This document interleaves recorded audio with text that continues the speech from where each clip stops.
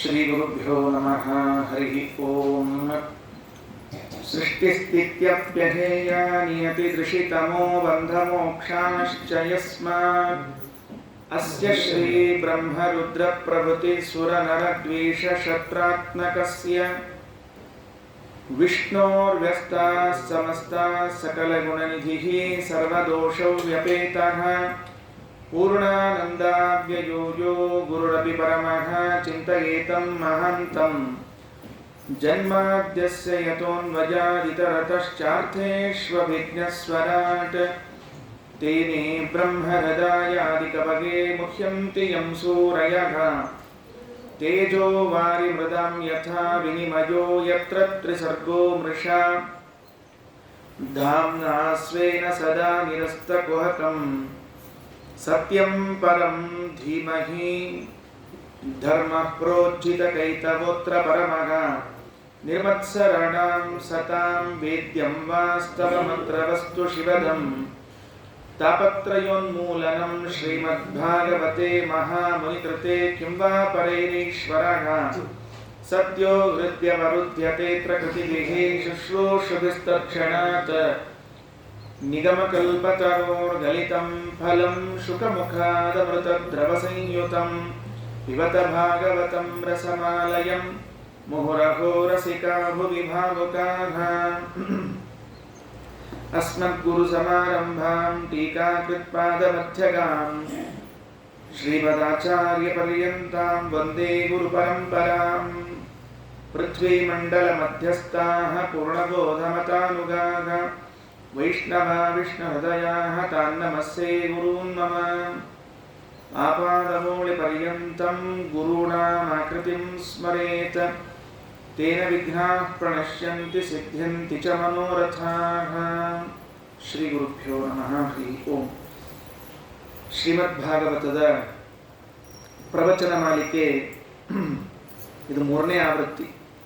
2 ಆವೃತ್ತಿ ಮುಗಿದು 3ನೇ ಆವೃತ್ತಿ ನಡೀತಾ ಇದೆ. 3ನೇ ಬಾರಿಯ ಈ ಭಾಗವತ ಪ್ರವಚನ ಮಾಲಿಕೆಯಲ್ಲಿ 9ನೇ ಸ್ಕಂದದ ಅನುವಾದದ ಭಾರ ನನ್ನ ಹೆಗಲಿಗೆ ಬಿದ್ದಿದೆ. ಅದಕ್ಕೆ ಇವತ್ತರಿಂದ ಒಂದು ವಾರ ಈ ಸಪ್ತಾಹದ ಅವಧಿಯಲ್ಲಿ ಶ್ರೀಮದ್ ಭಾಗವತದ 9ನೇ ಸ್ಕಂದವನ್ನು ಯಥಾಮತಿಯಾಗಿ ಅನುವಾದ ಮಾಡುವ ಪ್ರಯತ್ನ ಮಾಡ್ತೇನೆ. ಪ್ರಾಯ ಬೇರೆ ಎಲ್ಲ ಸ್ಕಂದಗಳಲ್ಲಿ ಬರುವಂತೆ ಹೆಚ್ಚು ಭಗವಂತನ ಕಥೆಗಳಿಗಿಂತಲೂ ರಾಜರ ಕಥೆಗಳು ಬರುವುದು ಹೆಚ್ಚಿದೆ. ಅದರಲ್ಲೂ 2 ತರಹದ ರಾಜರು, ಒಂದು ಸೂರ್ಯವಂಶದವರು, ಒಂದು ಚಂದ್ರವಂಶದವರು ಅಂತ 2 ತರಹದ ರಾಜರಿದ್ದಾರೆ. ಆ ರಾಜರ ಚರಿತ್ರೆಗೆ ಈ ಸ್ಕಂದದ ಮುಖ್ಯ ಉದ್ದೇಶ ಹೇಳಬೇಕು ಅಂತ. ಯಾರ್ಯಾರ ಚರಿತ್ರೆ ಬರ್ತದೆ ಅಂತ ಈಗ ಪರಿಚಯ ಮಾಡಿಸುವ ಕೆಲವರು ಹೇಳಿಕೊಟ್ರು. ಹರಿಶ್ಚಂದ್ರನ ಕಥೆ ಬರಬಹುದು, ಅದರಲ್ಲಿ ಬರುವಂತಹದ್ದು ಹರಿಶ್ಚಂದ್ರನ ಕಥೆ ಬರ್ತದೆ. ಆಮೇಲೆ ಶರ್ಯಾತಿ ಎನ್ನುವಂತಹ ರಾಜ ಬರ್ತಾನೆ, ಭರತ ಬರ್ತಾನೆ, ದುಷ್ಯಂತ ಬರ್ತಾನೆ, ಕಾರ್ತಿವೀರ್ಯಾರ್ಜುನ ಬರ್ತಾನೆ. ಹೀಗೆಲ್ಲ ಅನೇಕ ರಾಜರುಗಳು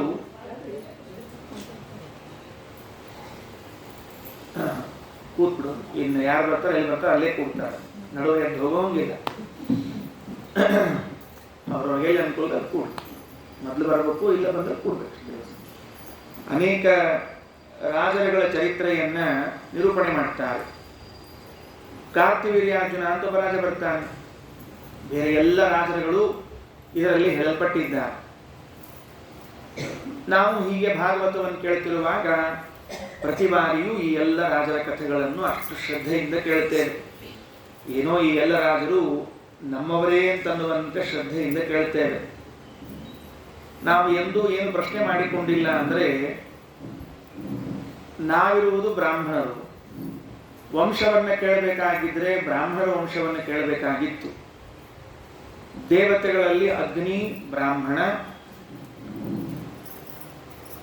ಆದ ಮೇಲೆ ವಸಿಷ್ಠ ವಿಶ್ವಾಮಿತ್ರರಂಥವರು ಬ್ರಾಹ್ಮಣರಾದವರು, ಮರೀಚಿ ಕಶ್ಯಪ ಇವರೆಲ್ಲ ಇದ್ದಾರೆ.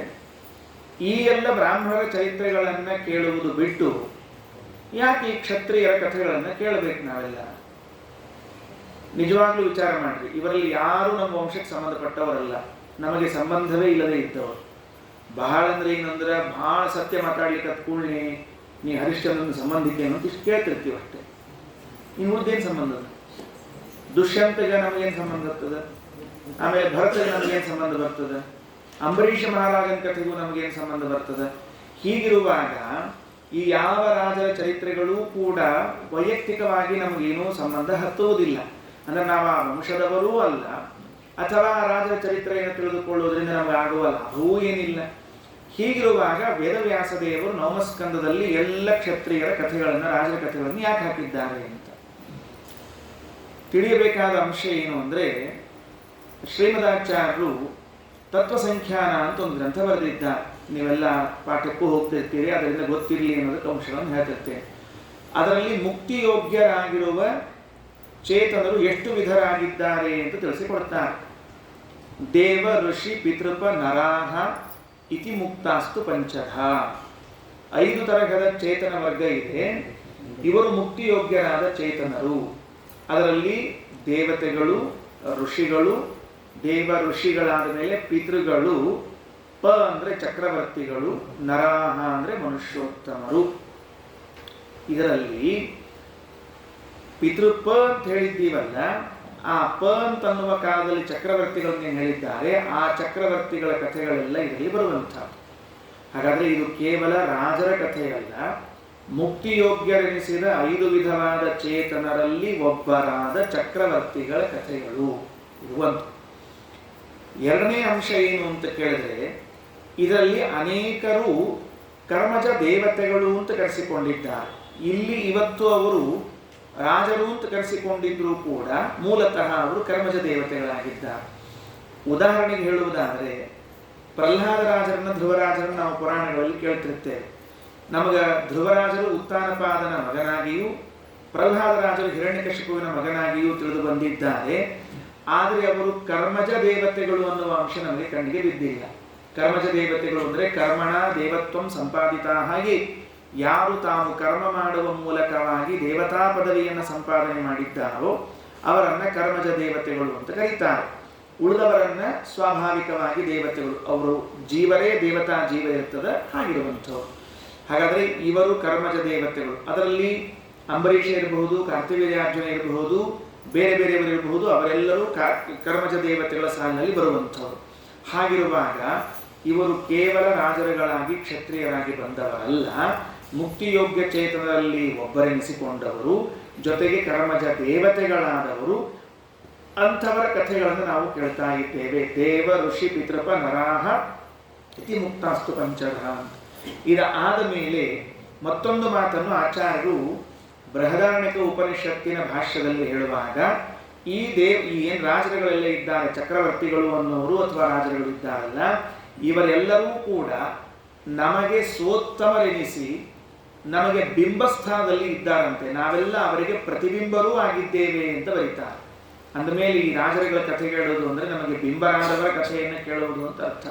ಮುಕ್ತಿಯೋಗ್ಯರು ಹೌದು, ಕರ್ಮಜ ದೇವತೆಗಳು ಹೌದು, ಜೊತೆಗೆ ನಮಗೆ ಬಿಂಬಸ್ಥಾನೀಯರಾಗಿರುವಂಥ ರಾಜರುಗಳೂ ಹೌದು. ಅವರೆಲ್ಲರ ಕಥೆಯನ್ನು ಕೇಳೋದು. ಜೊತೆಗೆ ವಿಚಾರ ಮಾಡಿ ನೋಡ್ರಿ, ನಮ್ಮಲ್ಲಿ ಮಂಗಲಾಷ್ಟಕ ಅಂತ ಒಂದಿದೆ ಅಲ್ವಾ? ಯಾವಾಗ ಹೇಳ್ತಿರ್ತೀವಿ ಅಂತಂದ್ರೆ, ವಿವಾಹ, ಉಪನಯನ ಅಥವಾ ಶಾಂತಿಗಳು, ಈ ಎಲ್ಲ ಪ್ರಸಂಗದಲ್ಲಿ ಹೇಳ್ತಿರ್ತೀವಲ್ಲ. ಆಗ ಈ ವಿವಾಹ ಉಪನಯನಾದಿಗಳ ಸಂದರ್ಭದಲ್ಲಿ ಈ ಎಲ್ಲ ರಾಜರುಗಳ ಸ್ಮರಣೆಯನ್ನು ಮಾಡ್ತೇವೆ ನಾವೆಲ್ಲ. ಇವರೆಲ್ಲ ಪ್ರಾತಸ್ಮರಣೀಯರು. 2 ಹೊತ್ತಿನಲ್ಲಿ ಇವರ ಸ್ಮರಣೆಯನ್ನು ಮಾಡಿರಿ ಅಂತ ಶಾಸ್ತ್ರ ತಿಳಿಸಿಕೊಡ್ತದೆ. ಆ ಮಂಗಲಾಷ್ಟಕದಲ್ಲೂ ತಿಳಿಸಿಕೊಡುವಂತಹದ್ದಾಗಿದೆ. ಮಾಂಧಾತ ನಹುಶೋಂಬರೀಷ ಸಗರೌ ರಾಜ ಪ್ರಚುರ್ಹೈಹಯ. ಇವರು ಯಾರು ಬಂದಾರ ನೋಡ್ರಿ, ಒಟ್ಟು ಈ ಭಾಗವತ್ ನವಮಸ್ಕಂದಲ್ಲಿ ಬಂದವರೇ. ಶ್ರೀಮಾನ್ ಧರ್ಮಸುತಃ ನಳೋ ದಶರಥೋ ರಾಮೋ ಯಯಾತಿರ್ ಯದುಹು ಇಕ್ಷ್ವಾಕುಶ್ಚ ವಿಭೀಷಣಶ್ಚ ಭರತಶ್ಚ ಉತ್ಥಾನ ಪಾದಧ್ರುವೌ ಇತ್ಯಾದ್ಯಾ ಭುವಿ ಭೂಭುಜಶ್ಚ ಸತತಂ ಕುರ್ವಂತು ನೋ ಮಂಗಲಂ. ಹಾಗಾದರೆ ವಿವಾಹದಲ್ಲಿ, ಉಪನಯನದಲ್ಲಿ, ಪ್ರಾತಃ ಕಾಲದಲ್ಲಿ, ಸಾಯಂಕಾಲದಲ್ಲಿ ಇವರ ಸ್ಮರಣೆ ಮಾಡಿ ಇವರು ನಮಗೆ ಮಂಗಳವನ್ನುಂಟು ಮಾಡಲಿ ಅಂತ ಕೇಳಿಕೊಳ್ಳುತ್ತೇವೆ. ಅಂದ ಮೇಲೆ ಎಂತಹ ಶ್ರೇಷ್ಠರಾಗಿದ್ದಾರೆ. ಅವರ ಕಥೆಗಳನ್ನು ನಾವು ಕೇಳುತ್ತಿದ್ದೇವೆ. ಕೇವಲ ಕ್ಷತ್ರಿಯ ವಂಶ, ಸೂರ್ಯವಂಶ, ಚಂದ್ರವಂಶ ಅನ್ನುವ ಅರ್ಥದಲ್ಲಿ ಕೇಳ್ತಿಲ್ಲ. ಇವರೆಲ್ಲರೂ ನಮಗೆ ಪ್ರಾತಸ್ಮರಣೀಯರು, ಪರಮ ಮಂಗಳಪ್ರದರು ಅನ್ನುವುದಕ್ಕಾಗಿ ಅವರ ಕಥೆಯನ್ನು ಕೇಳ್ತೇವೆ. ಜೊತೆಗೆ ಈ ಎಲ್ಲ ರಾಜರು ಇದ್ದಾರಲ್ಲ, ಇವರೆಲ್ಲರ ಕಥೆಗಳು ಕೂಡ ಏನಾಗಿವೆ ಅಂದರೆ ನಮಗೆ ಒಂದೊಂದು ಕಾಲಕ್ಕೂ ಒಂದೊಂದು ಸ್ಫೂರ್ತಿಯನ್ನು ಕೊಡುವಂಥದ್ದು. ಇವರ ಕಥೆಯನ್ನು ಕೇಳಿದಾಗ ನಮಗೊಂದು ಆದರ್ಶ, ಹೀಗಿರಬೇಕು ಅಂತ. ಇನ್ನೊಬ್ಬರ ಕಥೆಯನ್ನು ಕೇಳಿದಾಗ ಅವರಂತೆ ಇರಬೇಕು ಅಂತ. ಜೀವನದಲ್ಲಿ ಅನೇಕ ತತ್ವಗಳನ್ನು ಅಳವಡಿಸಿಕೊಳ್ಳಬೇಕಾಗ್ತದೆ. ಒಬ್ಬೊಬ್ಬ ರಾಜರಿಂದ ಒಂದೊಂದು ತತ್ವಗಳನ್ನು ತಿಳಿದುಕೊಳ್ಬೇಕು. ಉದಾಹರಣೆಗೆ ಏಕಾದಶಿ ವ್ರತ ಅಂತಿದೆಯಲ್ಲ, ಇದು ಏಕಾದಶಿ ಅಂತನ್ನುವುದು ಸುಮ್ಮನೆ ಏನೋ ಒಂದು ದಿವಸ ಮಾಡಿ ಮುಗಿಸಿಬಿಟ್ಟು ಏಕಾದಶಿ ಮುಗಿದು ಹೋಯಿತು ಅಂತಲ್ಲ. ಈ ಏಕಾದಶಿ ಅನ್ನೋದು ತಿಥಿತ್ರಯ ವ್ರತ ಅಂತ ಕರೆಸಿಕೊಳ್ಳುವಂತಹದ್ದು. ಇದನ್ನು ನಾವು ಅಷ್ಟೇ ಶ್ರದ್ಧೆಯಿಂದ ಮಾಡಬೇಕು ಅನ್ನೋದನ್ನ ಅಂಬರೀಷನ ಕಥೆಯಿಂದ ಕೇಳ್ತಾ ಇತ್ತು. ಅದು ಬಾಗಿಲು ಒಂಚೂರು ಯಾವುದು ಕೊಡ್ಕೊಂಡು ನೋಡಿ, ನಾನು ಬಾಗಿಲು ಯಾವುದೋ ಒಂದು. ಅದಕ್ಕೆ ತಿಥಿತ್ರಯ ವ್ರತ ಅಂತನ್ನುವಂತಹದ್ದೇನಿದೆ, ಇದನ್ನು ಮಾಡಬೇಕು. ಅಂಬರೀಷನ ಚರಿತ್ರೆಯನ್ನು ಕೇಳಿದಾಗ ಏಕಾದಶಿ ವ್ರತ ಮಾಡುವಂತಹ ಸಂದರ್ಭದಲ್ಲಿ ದಾರ್ಢ್ಯ ಬರ್ತದೆ, ಗಟ್ಟಿಯಾಗಿ ನಂಬಿಕೊಂಡು ಏಕಾದಶಿಯನ್ನು ಮಾಡ್ತೇವೆ. ಹೀಗೆ ಒಬ್ಬೊಬ್ಬ ರಾಜರ ಕಥೆಯಲ್ಲೂ ಒಂದೊಂದು ಸಂದೇಶವನ್ನ ವೇದವ್ಯಾಸ ದೇವರು ತುಂಬಿ ಇಟ್ಟು ಕೊಟ್ಟಿದ್ದಾರೆ. ಈ ಸೂರ್ಯವಂಶ ಚಂದ್ರವಂಶದ ರಾಜರ ಕಥೆಯನ್ನ ಕೇಳಬೇಕು ಅಂತ ಪರೀಕ್ಷಿತ ಮಹಾರಾಜರು ಪ್ರಶ್ನೆಯನ್ನು ಮಾಡ್ತಾ ಇದ್ದಾರೆ. ಒಟ್ಟಾರೆ ಭಾಗವತ ಆದದ್ದೇ 7 ದಿವಸ. 7 ದಿವಸ ಭಾಗವತ ಅಂದ್ರೆ ಈಗ ನಾವು ಹೇಳ್ತಿರ್ತೀವಿ ನೋಡಿ 7 ದಿವಸ ಭಾಗವತ, ಹಂಗೆ ತಿಳ್ಕೊಬಾರ್ದು. ಅಂತ ಯಾಕಂದ್ರೆ ನಾವು ಹೇಳೋ ಭಾಗವತ ಅಂದ್ರೆ 7 ತಾಸಿನ ಭಾಗವತ ಅಂತ ಅರ್ಥ. ಸಾಯಂಕಾಲ 1 ತಾಸು ಭಾಗವತ, ತಾಸಿನ ಭಾಗವತ ಅಂತ ಹೆಸರದ. ಕೆಲವರಂತೂ 1 ತಾಸೊಳಗೆ ಏನೂ ಹೇಳಲಿಕ್ಕೆ ಸಾಧ್ಯ ಇಲ್ಲ. ಏನು ಅಂದ್ರೆ ಏನೂ ಹೇಳಲಿಕ್ಕೆ ಸಾಧ್ಯ ಇಲ್ಲ. 1 ತಾಸು ಆಚಾರ 1 ವಾರದಾಗ ಎಲ್ಲ ಭಾಗವತ ಮುಗಿಸ್ಬಿಡ್ರಿ ಅಂತ ಹೇಳ್ಬಿಡ್ತಾರೆ. ಆಚಾರ್ಯಗೆ ಮುಗಿಸ್ಲಿಕ್ಕೆ ಹೇಳಲಿಕ್ಕೆ ಹೇಳೇ ಇಲ್ಲ. ನಾವು ಮುಗಿಸ್ಲಿಕ್ಕೆ ಹೇಳಿದ್ರೆ ಮುಗಿಸ್ಬಿಡ್ತೀವಿ ಅಷ್ಟೇ ನಮ್ಮ ಕೆಲಸ. ನೀವು ಹೇಳ್ರಿ ಅಂತ ಹೇಳಿದ್ರೆ ಸ್ವಲ್ಪ ವಿಚಾರ ಮಾಡ್ತೀವಿ, ಹೆಂಗೆ ಹೇಳಬೇಕು ಹೆಂಗೆ ಬಿಡಬೇಕು ಅಂತ ತಿಳ್ಕೊಂಡು. ಇನ್ನು ಕೆಲವರಂತರೂ 1 ದಿವಸ ಕರೆದಿರ್ತಾರೆ, ಆಚಾರ 1 ತಾಸನಾಗ ಭಾಗವತ ಮುಗಿಸ್ರಿ ಅಂತ ಹೇಳ್ತೀನಿ. ಎಲ್ಲ ಆನಂದದಿಂದ ಮುಗಿಸ್ಬಿಡ್ತಾರೆ. ಅಕ್ಷರಶಃ ಹಂಗೆ ಭಾಗವತವನ್ನು ಹೇಳಿದ್ರೆ ಭಾಗವತದ ಅಪಮಾನ ನಾವು ಮಾಡೋದು. ಹಂಗೆ ಮಾಡಬಾರ್ದು. ಈಗೇನು ನೀವು ನಡೆಸಿದ್ದೀರಿ ನೋಡ್ರಿ, 1 ಸ್ಕಂದ 1 ವಾರ ಅಂತ ಯಥಾಕಥಂಚಿತ್ ಇದೊಂದು ಸಹ್ಯ, ಇದೊಂದು ಚಲೋ. ಯಾಕಂದ್ರೆ 1 ವಾರ ಕೇಳಿದ್ರೆ 1 ಸ್ಕಂದ ಸ್ವಲ್ಪ ತೃಪ್ತಿಯಿಂದ ಕೇಳಿವಿ ಅಂತ ಇರ್ತದೆ. ಇಲ್ಲದೇ ಇದ್ರೆ ಏನು ಕೇಳಿವಿ ಅಂತ ಇರಂಗೇ ಇಲ್ಲ. ಅದು ಭಾಗವತ ನಡೆದಿದ್ದು 1 ವಾರ, ಸಪ್ತಾಹ 24 ಗಂಟೆ ಹೇಳಿದ್ದಾರೆ. ಬೆಳಗ್ಗೆ ಸಾಯಂಕಾಲ ಎಲ್ಲ ಪರೀಕ್ಷಕರಾದರಿಗೆ ಶುಕಾಚಾರ್ಯ ಹೇಳ್ತಾ ಬಂದಿದ್ದಾರೆ. ಇನ್ನು 5ನೇ ದಿವಸದ ಮಧ್ಯಾಹ್ನದ ಹೊತ್ತಿಗೆ ಬರಬೇಕು.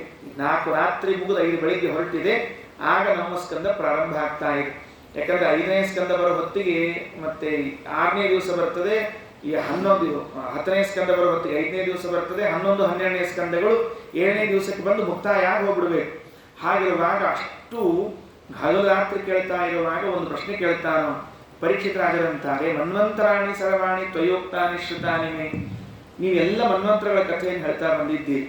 ನಾವು 7 ಮನ್ವಂತರಗಳನ್ನು ಕಳ್ಕೊಂಡು ಬಂದಿದ್ದೇವೆ, ದಾಟಿಕೊಂಡು ಬಂದದ್ದು. 7ನೇ ಮನ್ವಂತರದಲ್ಲಿ ಸಂಕಲ್ಪ ಮಾಡುವಾಗ ಏನು ಸಂಕಲ್ಪ ಮಾಡಿರ್ತೀವಿ? ವೈವಸ್ವತ ಮನ್ವಂತರ ಏನು ಸಂಕಲ್ಪ ಮಾಡಿರಂಗಿಲ್ಲ.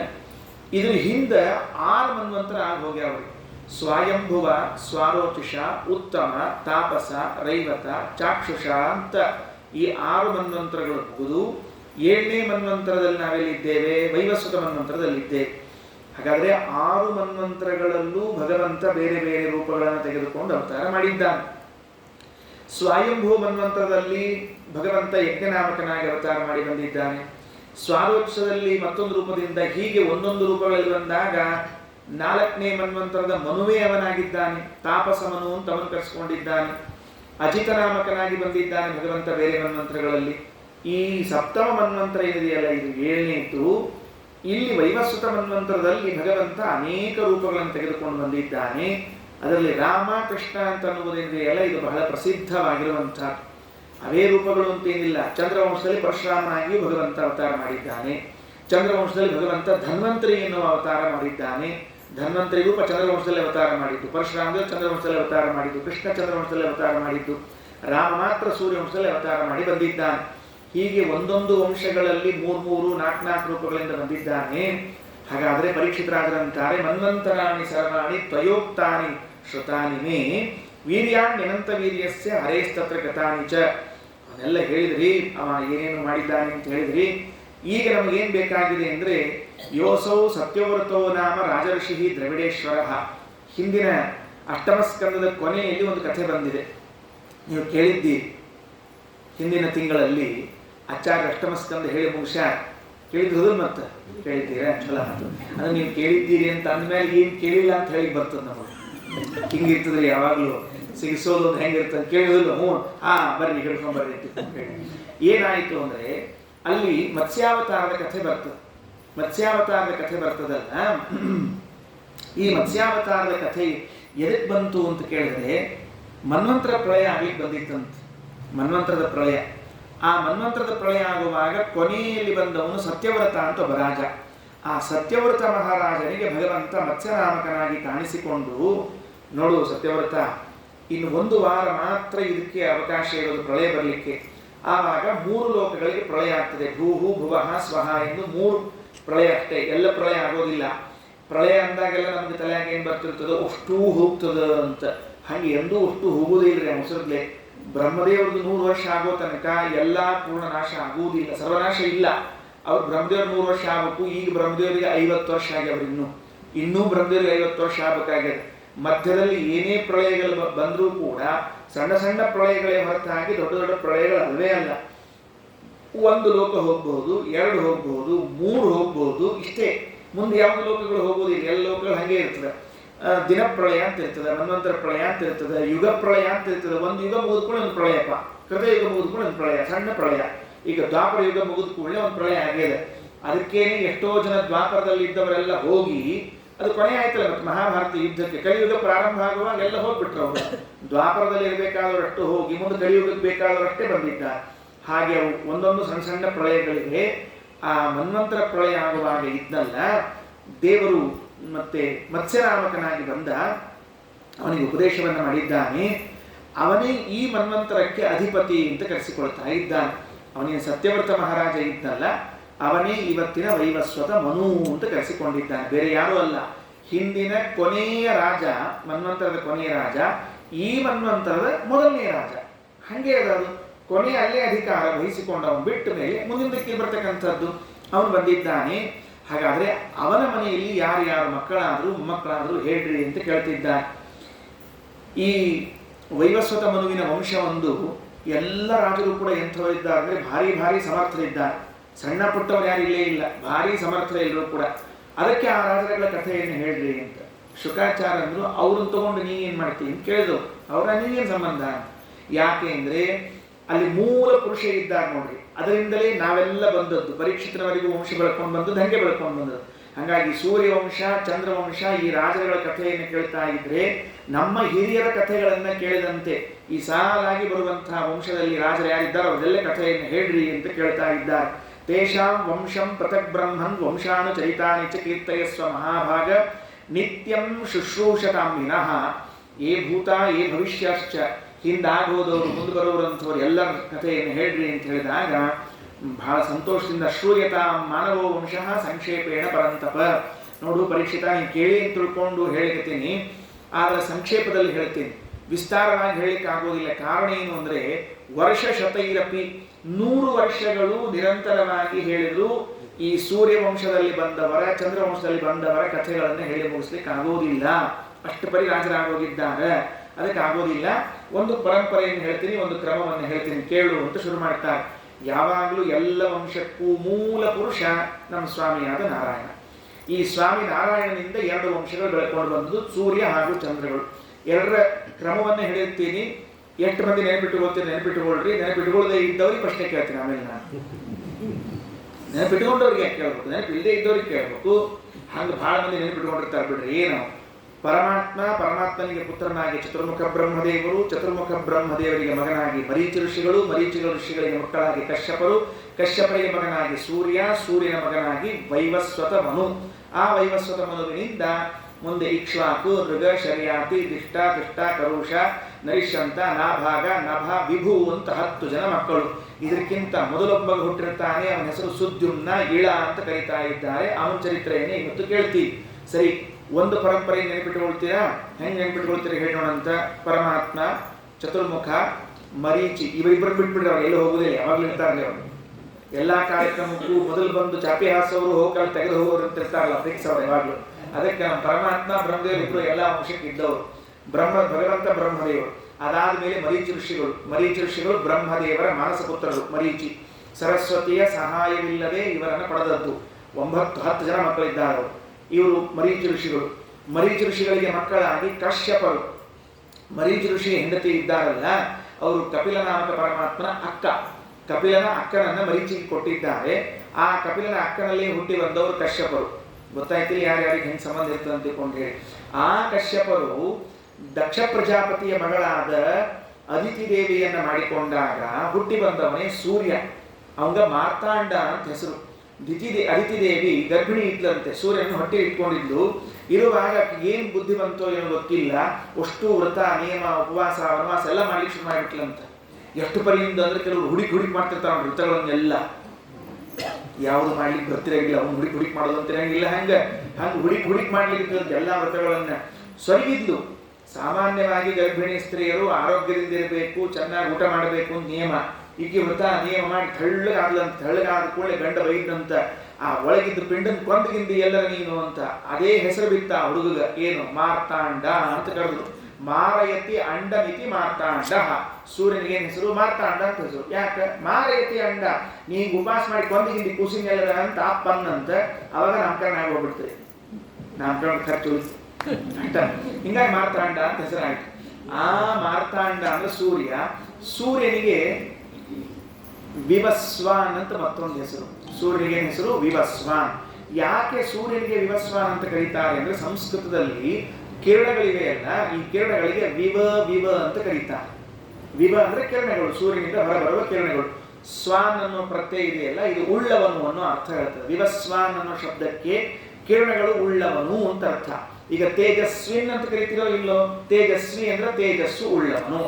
ಮನಸ್ವಿ ಅಂತಿರುವ ಶಬ್ದ. ಮನಸ್ವಿ ಅಂದ್ರೇನು? ಮನಸ್ಸುಳ್ಳವನು, ಮಾಡಬೇಕು ಅನ್ನೋ ಮನಸ್ಸುಳ್ಳವನು. ತೇಜಸ್ವಿನ್, ಮನಸ್ವಿನ್. ಹಂಗೆ ವಿವಸ್ವಾನ್ ಅನ್ನೋ ಶಬ್ದ ಏನ್ ತಿಳಿತದೆ? ಕಿರಣಗಳು ಉಳ್ಳವನು ಅಂತ ತಿಳಿತದೆ. ಅಲ್ರಿ ಆಚಾರ, ಪುರಾಣ ಹೇಳಿಗತ್ತೀರಿ ನೀವು, ನಾವು ಕೇಳಿಗತ್ತೀವಿ ಅಂತ ಏನ್ ಬೇಕಾಗುತ್ತೆ ಆಚಾರ? ವಿವಸ್ವಾನ ಸೂರ್ಯ ಕಿರಣ ಉಳ್ಳವನು ಅನ್ನೋದಾದ್ರೆ ಚಂದ್ರಕಿರಣ ಇಲ್ಲ ಮತ್ತೆ ಅವಗೂ ಅಲ್ರಿ ವಿವಸ್ವಾನ ಅಂತ ತಿಳ್ಕೊಂಡು.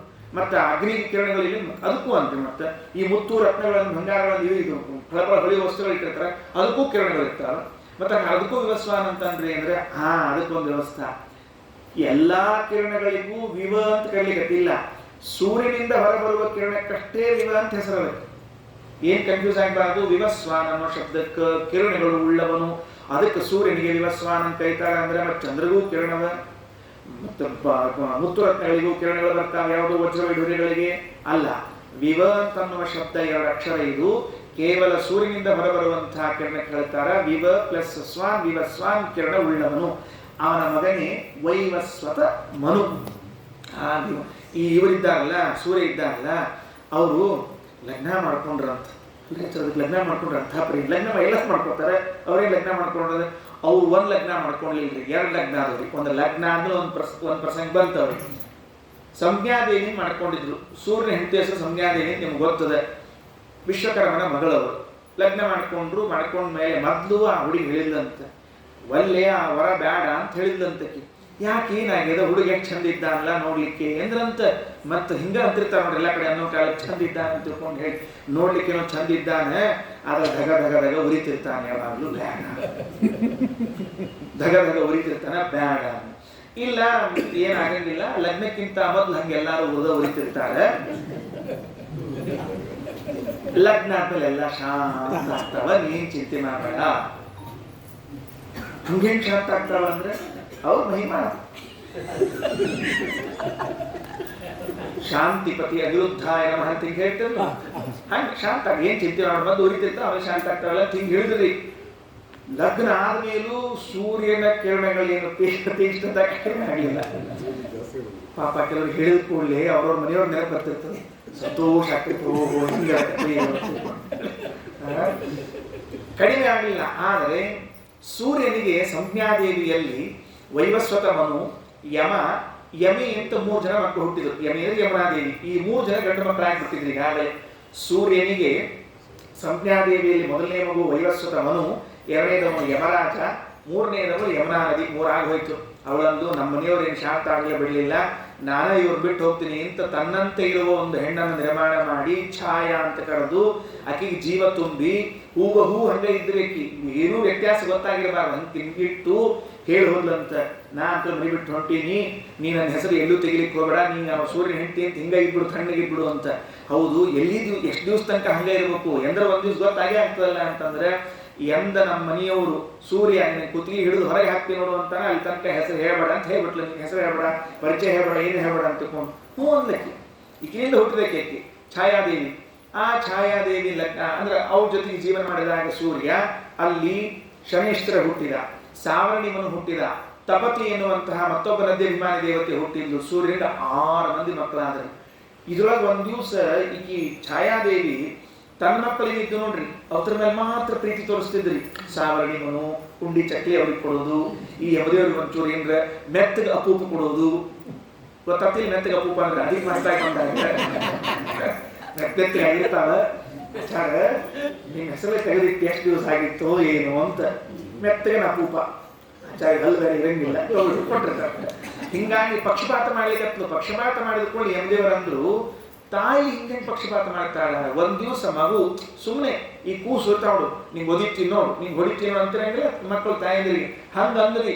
ಆ ಯಮದೇವ್ರಂದ್ರು ಅಮ್ಮ ನೀ ಹಿಂಗೆ ಮಾಡಿದ್ರೆ ನಿಂಗೆ ಒದಿತೀನಿ ನೋಡು ಅಂತ. ತಕ್ಷಣ ಛಾಯಾದೇವಿ ನಿನ್ ಕಾಲು ಬಿದ್ದು ಹೋಗ್ಲಿ ಶಾಪ ಹಾಕಿಬಿಟ್ಲು ಯಮದೇವರಿಗೆ. ಕಾಲು ಬಿದ್ದು ಹೋಗ್ಲಿ ಶಾಪ ಹಾಕಿದ ಕೂಡಲೇ ಯಮದೇವರಂದ್ರು ಈಕೆ ನಮ್ಮ ತಾಯಿ ಅಲ್ಲ ಅಂದ್ಬಿಟ್ರು. ಯಾಕ ಎಂದೂ ತಾಯಿ ಮಕ್ಕಳಿಗೆ ಶಾಪನೇ ಹಾಕೋದಿಲ್ಲ ಜಗತ್ತಿನಲ್ಲಿ. ಜಗತ್ತಿನಲ್ಲಿ ತಾಯಿ ಮಕ್ಕಳಿಗೆ ಎಂದೂ ಶಾಪ ಹಾಕೋದಿಲ್ಲ. ಕುಪುತ್ರೋ ಜಾಯೇತ ಕ್ವಚಿದಪಿ ಕುಮಾತಾನ ಇವ ಭವಿತ. ಲೋಕದಲ್ಲಿ ಕೆಟ್ಟ ಮಕ್ಕಳು ಅಂತ ಹುಟ್ಟ್ಯಾವ, ಕೆಟ್ಟ ಅಮ್ಮಂದ್ರು ಅಂತ ಕೆಟಗರಿನೇ ಇಲ್ರಿ ಒಂದು ಎಲ್ಲೂ. ನಾವು ಇನ್ನೂ ತಾಯಿಗೆ ಬೈಯೋದು ಅನ್ನೋದೆಲ್ಲ ಮಾಡಿರ್ತೀವಿ, ಅವು ಅಂದ್ರೆ ಎಲ್ಲ ಸಹ ಮಾಡ್ಕೊಂಡಿರ್ತಾವೆ. ಹಂಗಾಗಿ ಈಕಿ ನಮ್ಮವ ಅಲ್ಲ ಸೀದಾ ಅಪ್ಪ ಕಂಪ್ಲೇಂಟ್ ರೀ. ಯಾರ ಅಪ್ಪ ಯಾರು ಸೂರ್ಯ ಬಂದ ಕುತ್ತಿಗೆ ಹಿಡ್ದ, ನೀ ಯಾರು ಹೇಳ್ತೀಯೋ ಇಲ್ಲೋ ಅಂದ. ಆಗ್ಬಿಟ್ರಿ ಈಕಿ ನಾನು ನಿಮ್ಮ ಮನೆಯವ್ರ ತಂಗಿ ಛಾಯಾದೇವಿ ಎಂದ್ರು. ನನ್ನ ಹೆಂಡತಿ ಎಲ್ಲಿ ಹೋಗ್ಯಾಳ, ಅಪ್ಪರ ಮನೆಗೆ ಹೋಗ್ತೇನೆ ಅಂತ ಹೋಗಿಲ್ಲ ನೋಡ್ರಿ ಅಂದ್ರು. ಸೂರ್ಯ ನೇರ ವಿಶ್ವಕರ್ಮನ ಮನೆಗೆ ಬಂದ. ನಮ್ಮ ಮನೆಯವ್ರು ನಿಮ್ಮ ಮನೆಗೆ ನಿಮ್ಮ ಮಗಳು ಬಂದಾಳಲ್ಲ ಅಂತ. ವಿಶ್ವಕರ್ಮ ಅವತ್ತೇ ಅಂದಿದ್ರು, ಈಕಿ ಸಂಧ್ಯಾದೇವಿ ಬಂದ ಕೂಡಲೇ ಅಲ್ವಾ ಮತ್ತೆ ಹಳೇಂದ್ರದ ನೀವು ಒಬ್ಬಕಿನ ಬಂದಿಯಲ್ಲ ಅಂತ ಕೇಳಿದ್ರಂತ. ನೋಡ್ರಿ ಹೆಂಗ್ ಕ್ರಮ ಇತ್ತು ಅವಾಗ. ಒಬ್ಬೊಬ್ಬರೇ ಹೆಣ್ಮಕ್ಳು ಬರೋ ಹಂಗಿಲ್ಲ ಅಂತ ನಿಯಮ ಇತ್ತು. ತವ್ರ ಮನೆಯಿಂದ ಒಬ್ರು ಯಾರು ಹೋಗ್ಕೊಟ್ಟು ಕಳಿಸ್ಬೇಕು, ಆ ಕಡೆಯಿಂದ ಅತ್ತಿ ಮನೆಯಿಂದ ಒಬ್ರು ಯಾರು ಬಂದ್ಬಿಟ್ಟು ಹೋಗ್ಬೇಕು. ಹಿಂಗೆ ಕರ್ಕೊಂಡು ಹೋಗೋ ಬರೋ ಸಂಪ್ರದಾಯ ಇತ್ರಿ. ಎಲ್ಲಿದ್ದಾನ ಇಲ್ಲ ಅಲ್ಲೇ ಹೋಗು ಅಂತ ಹೇಳ್ಬಿಟ್ಟು ಹಚ್ಚವ್ರು. ಆಕೆ ಅಲ್ಲೂ ಹೋಗ್ಲಿಲ್ಲ ಇಲ್ಲೂ ಹೋಗ್ಲಿಲ್ಲ. ಉತ್ತರ ಕುರು ಅಂತ ಒಂದು ಭೂಭಾಗ, ಈ ಉತ್ತರ ಕುರು ಅಂತ ಅನ್ನೋ ಭೂಭಾಗದಲ್ಲಿ ಅಂದ್ರೆ ಈಗ ಕಿಂಪುರುಷ ವರ್ಷ, ಹರಿವರ್ಷ, ಇಲಾವೃತ ವರ್ಷ, ಭರತ ವರ್ಷ ಅಂತ ಪಂಚಮ ಸ್ಕಂದಲ್ಲಿ ಹೇಳುವಾಗ 9 ದೇಶ ವಿಶೇಷಗಳನ್ನು ಹೇಳ. ಅಲ್ಲಿ ಉತ್ತರ ಕುರು ಅಂತ ಒಂದು ಭೂಭಾಗ, ಎಲ್ಲಿ ಭೂದೇವಿ ಧರಾದೇವಿ ವರಾಹದೇವರ ಉಪಾಸನೆ ಮಾಡಿಕೊಂಡು ಇವತ್ತಿಗೂ ವಾಸ ಮಾಡ್ತಾ ಇದ್ದಾಳೋ ಆ ಭೂಭಾಗವನ್ನ ಉತ್ತರ ಕುರು ಅಂತ ಕರೀತಾ ಇದ್ದ. ಅಲ್ಲಿ ಹೋಗಿ ಈ ಸಂಜ್ಞಾದೇವಿ ಭಗವಂತನ ಕುರಿತು ತಪಸ್ಸು, ನಮ್ಮ ಮನೆಯವರ ತೀಕ್ಷ್ಣತೆ ಇದೆಯಲ್ಲ ಉಗ್ರತ ಅದು ಕಡಿಮೆ ಆಗಬೇಕು ಅಂತ ತಪಸ್ಸು ಮಾಡ್ತಾ ಇದ್ದಾಳಂತ.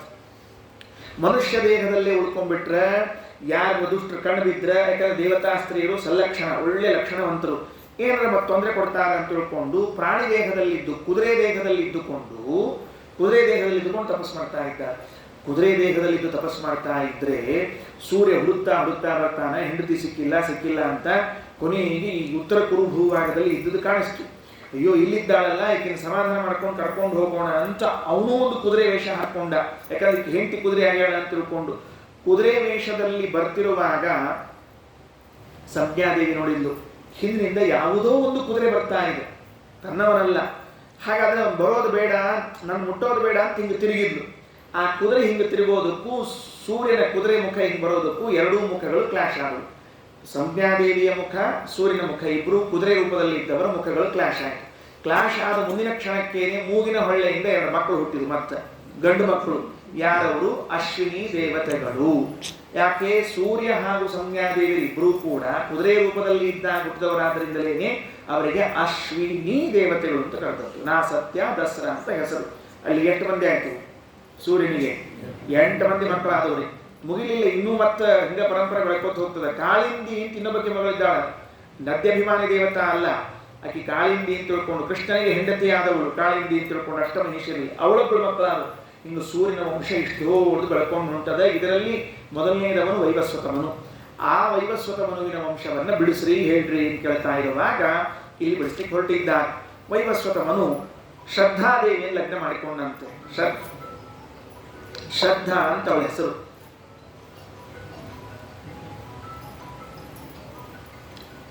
ಈ ವೈವಸ್ವತ ಮನು ಅಂತ ಹೆಸರಿದೆಯಲ್ಲ, ಇದು ಹೆಂಗದ ಅಂದ್ರೆ ವಿವಸ್ವಾನ್ ಅಂದ್ರೆ ಸೂರ್ಯ, ಆ ಸೂರ್ಯನ ಮಗನಾದದ್ರಿಂದ ಇವನಿಗೆ ವೈವಸ್ವತ ಮನು ಅಂತ ಕರೆದಿದ್ದೇವೆ. ನಿಜವಾದ ಹೆಸರೇನು? ಈಗ ರಾಮನಿಗೆ ದಾಶರಥಿ ಅಂತ ಕರೀತೇವೆ. ದಾಶರಥಿ ಅಂತ ಯಾಕೆ ಕರೆದದ್ದು ಅಂದ್ರೆ ದಶರಥನ ಮಗನಾದದ್ದಕ್ಕೆ. ಜಾನಕಿ ಅಂತ ಕರಿತೀವಿ, ಯಾಕೆ? ಜನಕನ ಮಗಳಾದದ್ದಕ್ಕೆ ಅಂತ. ನಿಜವಾದ ಹೆಸರು ಸೀತಾ, ನಿಜವಾದ ಹೆಸರು ರಾಮ. ಹಂಗೆ ಈ ವೈವಸ್ವತ ಮನುವಿನ ನಿಜವಾದ ಹೆಸರೇನು ಅಂದ್ರೆ ಶ್ರಾದ್ದ ದೇವ ಅಂತ ನಿಜವಾದ ಹೆಸರು.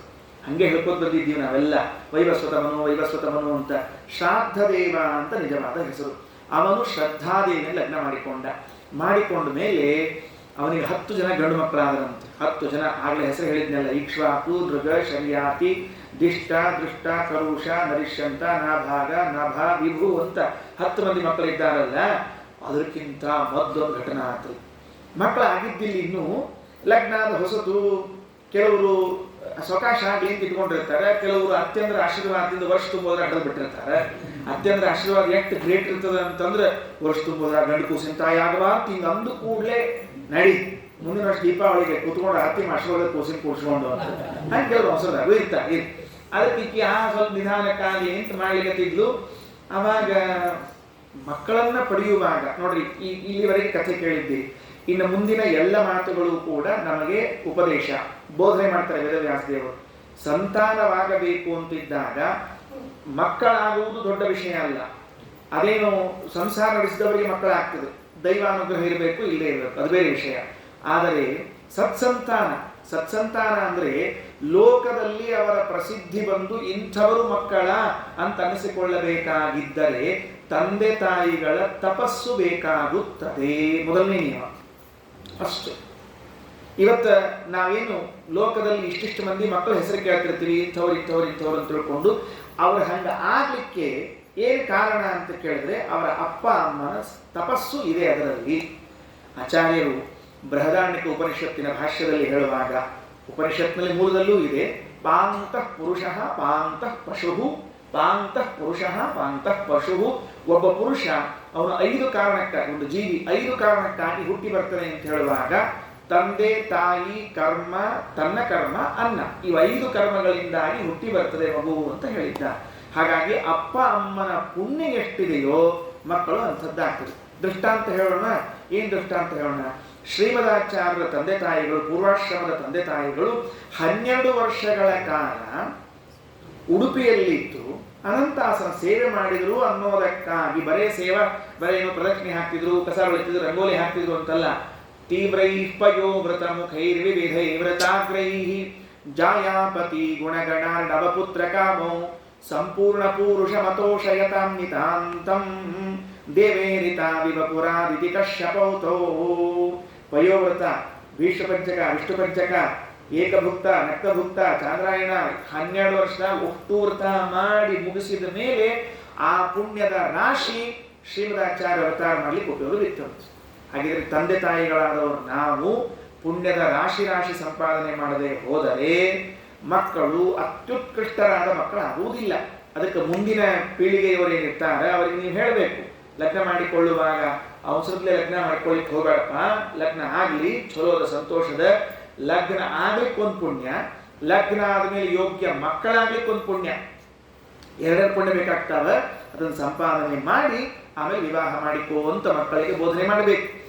ವೈವಸ್ವತಮನು ಅವೇನು ಮಾಡಿದ, ಪುಣ್ಯ ಸಂಪಾದನೆ ಮಾಡಬೇಕು ಅಂತ ಇಟ್ಟುಕೊಂಡು ತಮ್ಮ ಕುಲಗುರುಗಳು ವಸಿಷ್ಠರು, ಆ ವಸಿಷ್ಠರು ಕುಲಗುರುಗಳೂ ಹೌದು, ಮತ್ತೇನಾಗಬೇಕು ಅಂತಂದ್ರೆ ಸುಮ್ಮನೆ ಒಂದು ಸಂಬಂಧ ಹೇಳೋಣ ಅಂತ ಈ ಮರೀಚಿ ಋಷಿಗಳಿದ್ದಾರಲ್ಲ, ಮರೀಚಿ ಋಷಿಗಳಿಗೆ ಮತ್ತು ವೈವಸ್ವತ ಮನು ಏನಾಗಬೇಕು ಅಂದ್ರೆ ಮರಿಮಗ ಆಗ್ಬೇಕು. ಹೌದು ಅಲ್ಲೋ? ಮರಿಮಗ ಆಗ್ಬೇಕು. ನೆನಪಿಟ್ಕೊಂಡಿದ್ರೆ ಮತ್ತೊಂದ್ಸಲ ಬರೋಣ. ಮತ್ತು ಮರೀಚಿ ಕಶ್ಯಪರು, ಕಶ್ಯಪರಾದ ಮೇಲೆ ಸೂರ್ಯನ ಮಗನಾಗಿ ವೈವಸ್ವತ ಮನು. ಹಂಗಾರೆ ಮರೀಚಿಗಳೇನಾದರೂ ಮುತ್ತಜ್ಜ ಆದರು. ವೈವಸ್ವತ ಮನುವಿನ ಅಪ್ಪ ಸೂರ್ಯನ ಅಪ್ಪ ಕಶ್ಯಪ, ಕಶ್ಯಪನ ಅಪ್ಪ ಮರೀಚಿ, ಮುತ್ತಜ್ಜ. ಈ ಮುತ್ತಜ್ಜನ ತಮ್ಮ ಅಂದ್ರೆ ವಸಿಷ್ಠರು, ಅಥವಾ ಅಣ್ಣ ಅಂದ್ರೆ ವಸಿಷ್ಠರು, ಅಣ್ಣ ತಮ್ಮಂದ್ರವರು. ಹಾಗಾಗಿ ವಸಿಷ್ಠರು ಸೂರ್ಯವಂಶಕ್ಕೆ ಪುರೋಹಿತರು ಹೌದು, ವೈವಸ್ವತ ಮನುವಿಗೆ ಮುತ್ತಜ್ಜನೂ ಹೌದು. ಎರಡಾಗಲಿ ಮುತ್ತಜ್ಜನ ಸಂಬಂಧ, ಪುರೋಹಿತರ ಸಂಬಂಧ. ಆ ಮುತ್ತಜ್ಜ ಮನೆಗೆ ಬಂದಿದ್ರಂತ.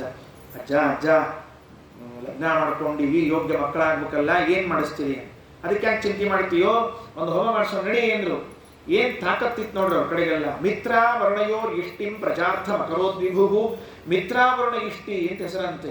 ಮಿತ್ರಾವರ್ಣ ಇಷ್ಟಿ ಅಂದರೆ ಅಲ್ಲಿ ಎರಡು ದೇವತೆಗಳು, ಮಿತ್ರ ಮತ್ತು ವರ್ಣ ತೀವ್ರ ದೇವತೆಗಳು. ಮಿತ್ರ ಮತ್ತು ವರ್ಣ ಅಂದರೆ ಮಿತ್ರ ಪೂರ್ವ ದಿಕ್ಕಿನ ದೇವತೆ, ವರ್ಣ ಪಶ್ಚಿಮ ದಿಕ್ಕಿನ ದೇವತೆ.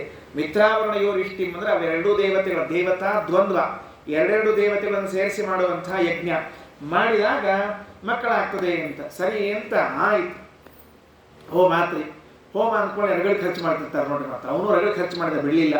ಇಷ್ಟಾತು ಇನ್ನು ಪ್ರಧಾನ ಆಹುತಿ ಹಾಕುವ ಸಮಯ. ಪ್ರಧಾನ ಆಹುತಿ ಹಾಕುವ ಕಾಲಕ್ಕೆ ಯಜಮಾನರ ಸಂಕಲ್ಪವನ್ನು ಮತ್ತೊಂದು ಸಲ ಕೇಳ್ತಾರಂತ. ಅಲ್ಲಿ ಕ್ರಮ ಹಂಗೆ ಕೇಳೋ ಕಾಲಕ್ಕೆ ಆ ವೈವಸ್ವತ ಮನುವಿನ ಹೆಂಡತಿ ಶ್ರದ್ಧಾದೇವಿ ಬಂದು ಹೇಳಿದಂತ, ನಮ್ಮ ಮನೆಯವ್ರು ಏನಾಗಬೇಕು ಅಂತ ಸಂಕಲ್ಪ ಮಾಡ್ಯಾರ. ಗಂಡು ಮಗು ಆಗಬೇಕು ಮೊದಲು ಒಂದು ಸಂಕಲ್ಪ ಮಾಡ್ಯಾರ. ಆಕೆ ಅನ್ಲಂತ, ಗಂಡು ಮಕ್ಳು ಏನಾಗೇ ಆಗ್ತಾವ, ಹೆಣ್ಣಾಗಲಿ ನನಗೆ ಅಂತಂದಂತ. ನೋಡ್ರಿ, ಪ್ರಾಯಶಃ ಮೊಟ್ಟ ಮೊದಲನೇ ಕೇಸ್ ಇರ್ಬೇಕು ಜಗತ್ತೊಳಗೆ, ಹೆಣ್ಣಾಗ್ಲಿ ಅಂತ ಕೇಳಿದ್ದು. ಎಲ್ಲಾರು ಗಂಡಾಗ್ಲಿ ಗಂಡಾಗ್ಲಿ ಅಂತ ಕೇಳ್ತಿರ್ತಾವ. ಬರೀ ಉದ್ದು ಗಂಡು ಹೇಳ್ಕೊಂಡ್ರೆ ಕನ್ಯಾ ಹೇಳ್ಕೊಡೋರು ಅವಕ್ಕೆ, ಹೆಣ್ಣು ಹಡಿಬೇಕಲ್ಲ ಮತ್ತೆ. ಅದಕ್ಕೆ ಗಂಡಾಗ್ಲಿ ಅಂತ ಆ ಮನೆಯವ್ರು ಕೇಳಾರಲ್ಲ, ಹೆಣ್ಣಾಗ್ಲಿ. ತತ್ರ ಶ್ರದ್ಧಾ ಮನೋಪತ್ನಿ ಹೋತಾರಂ ಸಮಯಾಚತ ದುಹಿತಾರ್ಥ ಉಪಾಗಮ್ಯ ಪ್ರಣಿಪತ್ಯ ಪಯೋವ್ರತ. ನೋಡ್ರಿ, ಆ ಹೆಣ್ಣು ಮಗಳು ಪಯೋವ್ರತ ಮಾಡಿದ್ಲಂತ. ಪಯೋವ್ರತ ಅಂದ್ರೆ ಫಾಲ್ಗುಣ ಮಾಸದ ಶುಕ್ಲ ಪಕ್ಷದಲ್ಲಿ ಬರುವಂತಹ ಪಯೋವ್ರತ. ಬಂದದಿಲ್ಲಿ ಹಿಂದೆ ಅಷ್ಟಮಸ್ಕಂದೊಳಗೆ ವಾಮನಾವತಾರಕ್ಕಿಂತ ಮೊದಲು 12 ದಿವಸ ಪಯೋವ್ರತ ಮುಗಿಸಿ ಕೊನೆಗೆ ಬಂದು ಪುರೋಹಿತರಿಗೆ ಹೇಳ್ತಾರಂತ, ಹೋತ ಆಟ ಆಹುತಿ ಹಾಕೋಂಗ್ ಹೇಳಿದಂತ ಸಂಕಲ್ಪ ಮಾಡ್ರಿ. ಏನಂತ? ಮಗಳಾಗ್ಲಿ ಅಂತ ಸಂಕಲ್ಪ ಮಾಡ್ರಿ ಅಂತ. ಪ್ರೇಷಿತೋ ಅಧ್ವರ್ಗುಣ ಹೋತ ದಧ್ಯೋ ತತ್ ಸುಸಮಾಹಿತ. ಆಯ್ತು ಅಂತ ತಿಳಿದುಕೊಂಡು ಹೇಳಿ ಅವ ಮಂತ್ರ ತಗೊಂಡ ಹೋತರಿ ಯಜ. ಆ ಮಂತ್ರವನ್ನ ತೆಗೆದುಕೊಂಡಿದ್ದಾನೆ. ಗೃಹೀತೆ ತೇನ ಹವಿಷಿ ವಷಟ್ಕಾರಂ ಗಣನ್ ದ್ವಿಜಃ. ಮಂತ್ರವನ್ನ ಹೇಳ್ತಾ ಏನು ಕೈಯಲ್ಲಿ ಹವಿಸನ್ನು ಎತ್ತುಕೊಳ್ಬೇಕು, ಎತ್ತಿಕೊಂಡು ಏನನ್ಬೇಕು? ವಷಟ್ಕಾರಂ ವೌಷಟ್ ಸ್ವಾಹ ಅಂತ ಮಂತ್ರವನ್ನು ಹಾಕ್ಬೇಕಂತೆ. ಆ ವೌಷಟ್ ಸ್ವಾಹ ಅಂತ ಹೇಳಿ ಮಂತ್ರವನ್ನು ಆಹುತಿ ಹಾಕಿದ್ರು. ಮುಗೀತು. ಯಜ್ಞದ ಶೇಷ ಕೊಟ್ಟರು, ಪಾಯಸ ತಗೊಂಡ್ರು. ಪಾಯಸ ಚಲೋ ಇತ್ತು ಅಲ್ಲ, ತಗೊಂಡ್ರು. ಮುಂದೆ ವರ್ಷ ತುಂಬೋದ್ರೆ ಹಡದಪ್ಪ, ಹೆಣ್ಣು ಹುಟ್ಟುಬಿಡ್ತು. ಹೆಣ್ಣು ಹುಡುತು. ಅವನಿಗೆ ಟೆನ್ಷನ್ ಆಗಿಬಿಡ್ತೀರಿ ಮನುವಿಗೆ. ತಾಮಿಲೋಕ್ಯ ಮನುಪ್ರಾಹ ನಾತಿಷ್ಟ ಮನಾಗುರು. ಮನಸ್ಸಿಗೆ ಸಮಾಧಾನ ಇಲ್ಲ. ಇಷ್ಟೆಲ್ಲ ನಾ ಖರ್ಚು ವೆಚ್ಚ ಮಾಡಿ ಗಂಡಾಗ್ಲಿ ಅಂತ ತಿಳ್ಕೊಂಡಂದ್ರೆ ಹೆಣ್ಣಾಗ್ಬಿಡ್ತಲ್ಲ ಇದು ಅಂತ ಮುತ್ತಜ್ಜನ ಕರೆಸಿದ. ಆಚಾರ ಏನಿದೆ ಎಲ್ಲರ ಹಿಂಗ್ಯಾಕೆ ಆತ ಹೇಳ್ರಿ ಅಂದ. ನೋಡ್ರಿ, ಇಲ್ಲೇನು ಇಲ್ಲಿ ಚರ್ಚೆ ಏನು ಚಂದ ಚರ್ಚಾ ಬಂದದಂದ್ರೆ, ನಾವು ಮಂತ್ರಗಳನ್ನು ಸರಿಯಾಗಿ ಉಚ್ಚಾರಣೆ ಮಾಡಿದರೆ ಅಂದರೆ ಫಲ ಯಾಕೆ ವ್ಯತ್ಯಾಸ ಆಯಿತು ಪ್ರಶ್ನೆ ನಮ್ಮದು. ಫಲ ವ್ಯತ್ಯಾಸಕ್ಕೆ ಏನೇನು ಕಾರಣಗಳಿರಬಹುದು ಊಹೆ ಮಾಡ್ಕೊಳ್ರಿ. ಅದಕ್ಕೆ ಮೊದಲನೇದ ವೈವಸ್ವತಮನ ಹೇಳ್ತಾನೆ, ಭಗವನ್ ಕಿಮಿದಂ ಜಾತಂ ಕರ್ಮವೋ ಬ್ರಹ್ಮವಾದಿನ ವಿಪರೀತಮಹೋ ಕಷ್ಟಂ ಮೈವಂಸ್ಯ ಬ್ರಹ್ಮವಿಕ್ರಿಯ. ಈಗ ವೇದ ಮಂತ್ರಗಳನ್ನು ತಿಳಿಯದೇ ಇದ್ದವರು ವೇದಗಳನ್ನು ಹೇಳಿದ್ದಾರೆ, ಫಲ ತಪ್ಪಾಗ್ತದೆ ಸಹಜ. ನಾವು ವೇದವೇ ಬರೋದಿಲ್ಲ. ನಾವ್ಯಾರ ವೇದ ಮಂತ್ರಗಳನ್ನು ಅಂದ್ರೆ ಪ್ರಾಮಾಣಿಕವಾಗಿ ವೇದಾಭಿಮಾನಿ ದೇವತೆಗಳು ದೂರ ಓಡುತ್ತಾರೆ. ನಮ್ಮನ್ನು ನೋಡಿ, ನೀ ಅಲ್ಲಿಕತ್ತೆ ಅಪ್ಪ ಮಂತ್ರ ನಾವು ಸ್ವಲ್ಪ ದೂರ ಇರ್ತೀನಿ ತಡಿ ಅಂತ. ಯಾಕಂದ್ರೆ ನಮ್ಮ ಸ್ವರ ಎಲ್ಲ ಹೆಂಗೆ ಹೋಗ್ತಾವ ಅಂದ್ರೆ ಸಂಬಂಧ ಇರಂಗಿಲ್ಲ ಒಂದಕ್ಕೊಂದು ಸ್ವರ. ಈಗ ನೀವು ಸಂಧ್ಯಾವನೆ ಮಾಡೋ ಕಾಲಕ್ಕೆ ಮಾರ್ಜನ ಮಂತ್ರ ನೋಡ್ರಿ, ಆ ಆ ಮಂತ್ರದೊಳಗಿನ ಸ್ವರ ಹೇಳೋ ಕಾಲಕ್ಕೆ ಎಲ್ಲೆಲ್ಲೂ ತಲಿ, ಎಲ್ಲೆಲ್ಲೂ ಸ್ವರ, ಎಲ್ಲೆಲ್ಲೂ ನೀರು. ಏನ್ ಮಾಡ್ಬೇಕು ಹಿಂಗಂದ್ರೆ ನಾವು ಅದಕ್ಕೆ ಮಂತ್ರಗಳು ಬಲ್ಲವರಲ್ಲ, ಅವರು ಹೇಳ್ಯಾರ ಫಲ ಆಗೋದಿಲ್ಲ, ಸರಿ ಅದ ಅಲ್ರಿ. ವಸಿಷ್ಠ ಋಷಿಗಳೇ, ನೀವು ಮಂತ್ರಜ್ಞರು, ನೀವು ಹೇಳಿದ್ದು ಹೆಂಗೆ ತಪ್ಪಾಯ್ತು ಹೇಳ್ರಿ. ಅವನಿಗೆ ಇದು ಗೊತ್ತಿಲ್ಲ. ಈ ಹೆಂಡತಿ ಮಧ್ಯಕ್ಕೆ ಹೋಗಿ ಸ್ವಲ್ಪ ಮುಂದೆ ಹೋಗಿ ಸ್ವಲ್ಪ ಮುಂದೋರಣ ತಗೊಂಡು ಹೆಂಡತಿ ತಾನ ಒಂಚೂರು ಕೈ ಜೋರು ಮಾಡಿ ಪುರೋಹಿತರಿಗೆ ನಾವು ಅಂತ ಹೇಳಿ ಹಿಂಗೆಲ್ಲ ಮಾಡಿದ್ ಗೊತ್ತಿಲ್ಲ ಅವ್ನಿಗೆ ಪಾಪ. ಮನ್ಯಾಗ ಗೊತ್ತಾಗಿಲ್ಲ. ಗಂಡಸು ಸುಮ್ ಕೂತಿರ್ತಾವ. ಯೂಯಂ ಮಂತ್ರವಿದೋ ಯುಕ್ತಾ ತಪಸಾ ದಗ್ಧ ಕಿಲ್ಬಿಷಾಗ. ಮಂತ್ರಜ್ಞರು ಬರೇ ಮಂತ್ರ ಬಂದ್ರೆ ಅಲ್ಲ. ಮತ್ತೊಂದು ಸ್ವಾರಸ್ಯ ಏನು ಅಂದ್ರೆ ಮಂತ್ರ ಅರ್ಥ ಗೊತ್ತಿರಬೇಕು. ಕೇವಲ ಮಂತ್ರ ಗೊತ್ತಿದ್ರೆ ಫಲ ಕೊಡೋದಿಲ್ಲ, ಮಂತ್ರ ಅರ್ಥ ಗೊತ್ತಿರಬೇಕು. ಮಂತ್ರೋ ಮಂತ್ರಾರ್ಥ ವಚನಂ. ಈ ಮಂತ್ರ ಹೇಳಿದ್ರೆ ಈ ಮಂತ್ರಕ್ಕೆ ಒಂದು ಅರ್ಥ ಇದೆ, ಏನು ಅರ್ಥ ಇದೆ ಅಂತ ತಿಳ್ಕೊಂಡಿರ್ಬೇಕು. ತಿಳ್ಕೊಳ್ಳಾರ್ದೆ ನೀವು ಹೇಳಿದ್ರಿ ಅಂದ್ರೆ ಆ ಮಂತ್ರ ನಮಗೆ ಫಲವನ್ನೇ ಕೊಡುವುದಿಲ್ಲ ಅಲ್ರಿ ಆಚಾರ್ಯ. ಹಿಂಗೆ ನೀವು ಇವತ್ತು ಬಂದು ಒಂದು ದಿವಸ ಹೇಳೋಗ್ಬಿಟ್ರಿ ಉಪನ್ಯಾಸ ಮುಗೀತಂತ ಇಟ್ಕೊಡ್ರಿ. ನಾಳೆ ನಮ್ಮ ಮರ್ತು ಹೋಗಿರ್ತದೆ. ದೇವರ ಅನುಗ್ರಹ ದೊಡ್ಡದಾಯ್ತು, ಚಲೋ ಆಯ್ತು. ಅಕಸ್ಮಾತ್ ನಮಗೆ ನೀವು ಹೇಳಿದ ಮಾತು ಮನಸ್ಸಿನಾಗ ಚುಚ್ಚಿಕೊಂಡು ಹಂಗೆ ಉಳಿದು ಬಿಟ್ರೆ ಸಂಧ್ಯಾ ಮಾಡೋ ಕಾಲಕ್ಕೆಲ್ಲ ಮಂತ್ರ ಅಂತಿರೋಣ, ದೇವ್ರ ಪೂಜಾ ಮಾಡೋ ಕಾಲಕ್ಕೆಲ್ಲ ಮಂತ್ರ ಅಂತಿರೋಣ, ಅರ್ಥ ಗೊತ್ತಿಲ್ಲಿರೋಣ, ಟೆನ್ಷನ್ ಶುರು ಆಗೋಣ. ಆಚಾರ ಮನೆ ಪುರಾಣ ಹೇಳ್ಬಿಟ್ಟಾಗ ಒಂದು ಅರ್ಥ ಗೊತ್ತಿಲ್ಲ, ದೇವ್ರು ತಗೊಂಡ್ನೋ ಇಲ್ಲೋ ಹೊಳ್ಳಿ ಕೊಟ್ಟು ಬಿಟ್ನೋ ಹೆಂಗಾರ ಏನ್ ಮಾಡೋದು ಅಂದ್ರೆ ಅದಕ್ಕೆ ವದಾಸ್ವಾಮಿ ಒಂದು ಚಂದ ಮಾತು ಹೇಳ್ಬಿಟ್ರಿ. ಏನ್ ಹೇಳ್ಬಿಟ್ರು? ವೇದ ಓದಲು ಬೇಕು, ಅದರ ಅರ್ಥ ಹರಿ ಎಂದು ತಿಳಿಯಲು ಬೇಕು. ಹೌದು ಕೆಲಸ ಸರಳ ಮಾಡಿಬಿಟ್ರಿ ಅವರು. ವೇದ ಓದಲು ಬೇಕು, ಅದರ ಅರ್ಥ ಹರಿ ಎಂದು ತಿಳಿಯಲು ಬೇಕಷ್ಟೇ. ನಿಂಗೆ ಅರ್ಥ ಗೊತ್ತಾಗ್ಲಿದಲ್ಲೋ ತಲೆಗೆ ಶೋಭಡ. ಈ ಮಂತ್ರಕ್ಕೆ ಭಗವಂತ ಅರ್ಥ, ಈ ಮಂತ್ರದಿಂದ ಪ್ರತಿಪಾದ್ಯನಾದವನು ನಾರಾಯಣ. ಆಗೋಯ್ತಟ್ಟೆ ಕೆಲಸ. ಎಲ್ಲಾನು ತಿಳ್ಕೊಳ್ಳಿಕ್ಕೆ ಅನುಕೂಲ ಆದ್ರೆ ಬಿಚ್ಚಿ ಬಿಚ್ಚಿ ಬಿಚ್ಚಿ ತಿಳ್ಕೊಳ್ರಿ. ಇಲ್ವಾ ಭಗವಂತ ಈ ಮಂತ್ರ ಪ್ರತಿಪಾದ್ಯ, ಭಗವಂತ ಈ ಮಂತ್ರ ಪ್ರತಿಪಾದ್ಯ ಅಂದ್ಬಿಡ್ರಿ, ಕೆಲಸ ಮುಗಿದು ಹೋಯ್ತು ಅಂತ ತಿಳಿಸಿಕೊಟ್ಟಿದ್ದಾರೆ. ಆಯ್ತಾ? ಯೂಯಂ ಮಂತ್ರವಿದ ಯುಕ್ತಾ, ಮತ್ತೆ ಮಂತ್ರಬಲ್ಲವರು ಮಂತ್ರಾರ್ಥಬಲ್ಲವರು ತಪಸಾ ದಗ್ಧ ಕಿಲ್ಬಿಷಾಃ. ಅಷ್ಟೇ ಅಲ್ಲ, ನಿಮ್ಮಲ್ಲಿ ಪಾಪಗಳಿಲ್ಲ. ಯಾಕಂದ್ರೆ ನಿಮ್ಮ ತಪಸ್ಸಿನಿಂದ ಪಾಪಗಳನ್ನು ಕಳ್ಕೊಂಡಿದ್ದೀರಿ ನೀವು, ಅದೊಂದು ಸ್ವಾರಸ್ಯ ಅದ. ಮತ್ತೆ ಕುತಃ ಸಂಕಲ್ಪ ವೈಷಮ್ಯಂ, ಹಿಂಗಿದ್ದಾಗ ಈ ಸಂಕಲ್ಪ ವೈಷಮ್ಯ ಇಲ್ಲಿಂದು ಉಲ್ಟಾ ಸುಲ್ಟಾ ಯಾಕಾತ್ ಹಂಗಾರ? ನೋಡ್ರಿ, ಅನೃತಂ ವಿಭುದೇಶ್ವರ ದೃಷ್ಟಾಂತ ಎಷ್ಟು ಚಂದ ಕೊಟ್ಟಾರ ಅಂದ್ರೆ ವೈವಸ್ವತಮನು ಹೇಗೆ ದೇವತೆಗಳಲ್ಲಿ ಎಂದೂ ಸಂಕಲ್ಪ ವ್ಯತ್ಯಾಸ ಆಗುವುದಿಲ್ಲವೋ ಹಾಗೆ ನಿಮ್ಮಲ್ಲೂ ಕೂಡ ಎಂದೂ ಸಂಕಲ್ಪ ವ್ಯತ್ಯಾಸ ಆಗುವುದಿಲ್ಲ. ಯಾಕೆ ಸಂಕಲ್ಪ ವ್ಯತ್ಯಾಸ ಆಯಿತು? ಅರ್ಥ ಏನು? ವೇದವ್ಯಾಸ ದೇವರು ದೃಷ್ಟಾಂತ ಮತ್ತು ದಾಷ್ಟಾಂತಿಕ, ಸಂಸ್ಕೃತ ಭಾಷಾದೊಳಗೆ ತಿಳ್ಕೊಳ್ರಿ ಅಂತ ಹೇಳ್ತಿರ್ತೀನಿ ಅಷ್ಟೇ. ದೃಷ್ಟಾಂತ ಮತ್ತು ದಾಷ್ಟಾಂತಿಗಳು ಉದಾಹರಣೆ ಏನ್ ಕೊಟ್ಟಾರ ಅಂದ್ರೆ, ಎಂದೂ ಋಷಿಗಳ ಮಾತು ಸುಳ್ಳಾಗುವುದಿಲ್ಲ, ಹೇಗೆಂದರೆ ದೇವತೆಗಳ ಮಾತಿನಂತೆ. ಅಂದ್ರೆ ಯಾವ ದೇವತೆಗಳ ಮಾತು ಸುಳ್ಳಾಗೋದಿಲ್ಲ, ಯಾವ ಋಷಿಗಳ ಮಾತು ಸುಳ್ಳಾಗುವುದಿಲ್ಲ. ಈಗ ಹಿಂಗೆ ಹೇಳಬೇಕು, ಯಾವ ದೇವತೆಗಳ ಮಾತು ಸುಳ್ಳಾಗುವುದಿಲ್ಲ, ಹೇಗೆಂದರೆ ಋಷಿಗಳ ಮಾತಿನಂತೆ. ಯಾವ ಋಷಿಗಳ ಮಾತು ಸುಳ್ಳಾಗುವುದಿಲ್ಲ, ಹೇಗೆ ದೇವತೆಗಳ ಮಾತಿನಂತೆ. ಹಿಂಗೆ ಹೇಳ್ಬೇಕ್ರಿ. ಪರಸ್ಪರ ಎರಡು ವರ್ಗ, ಒಂದು ದೇವತಾ ವರ್ಗ, ಒಂದು ಋಷಿ ವರ್ಗ. ಅವರ ಆಡಿದ ಮಾತು ಎಂದೂ ಸುಳ್ಳಾಗುವುದಿಲ್ಲ. ಹಂಗಿದ್ದಾಗ ಹಿಂಗಾಯ್ತು ಹೇಳ್ರಿ ಅಂತ ಬೆನ್ ಹತ್ತಿದಪ್ಪ. ಅವರು ವಿಚಾರ ಮಾಡಿದರು.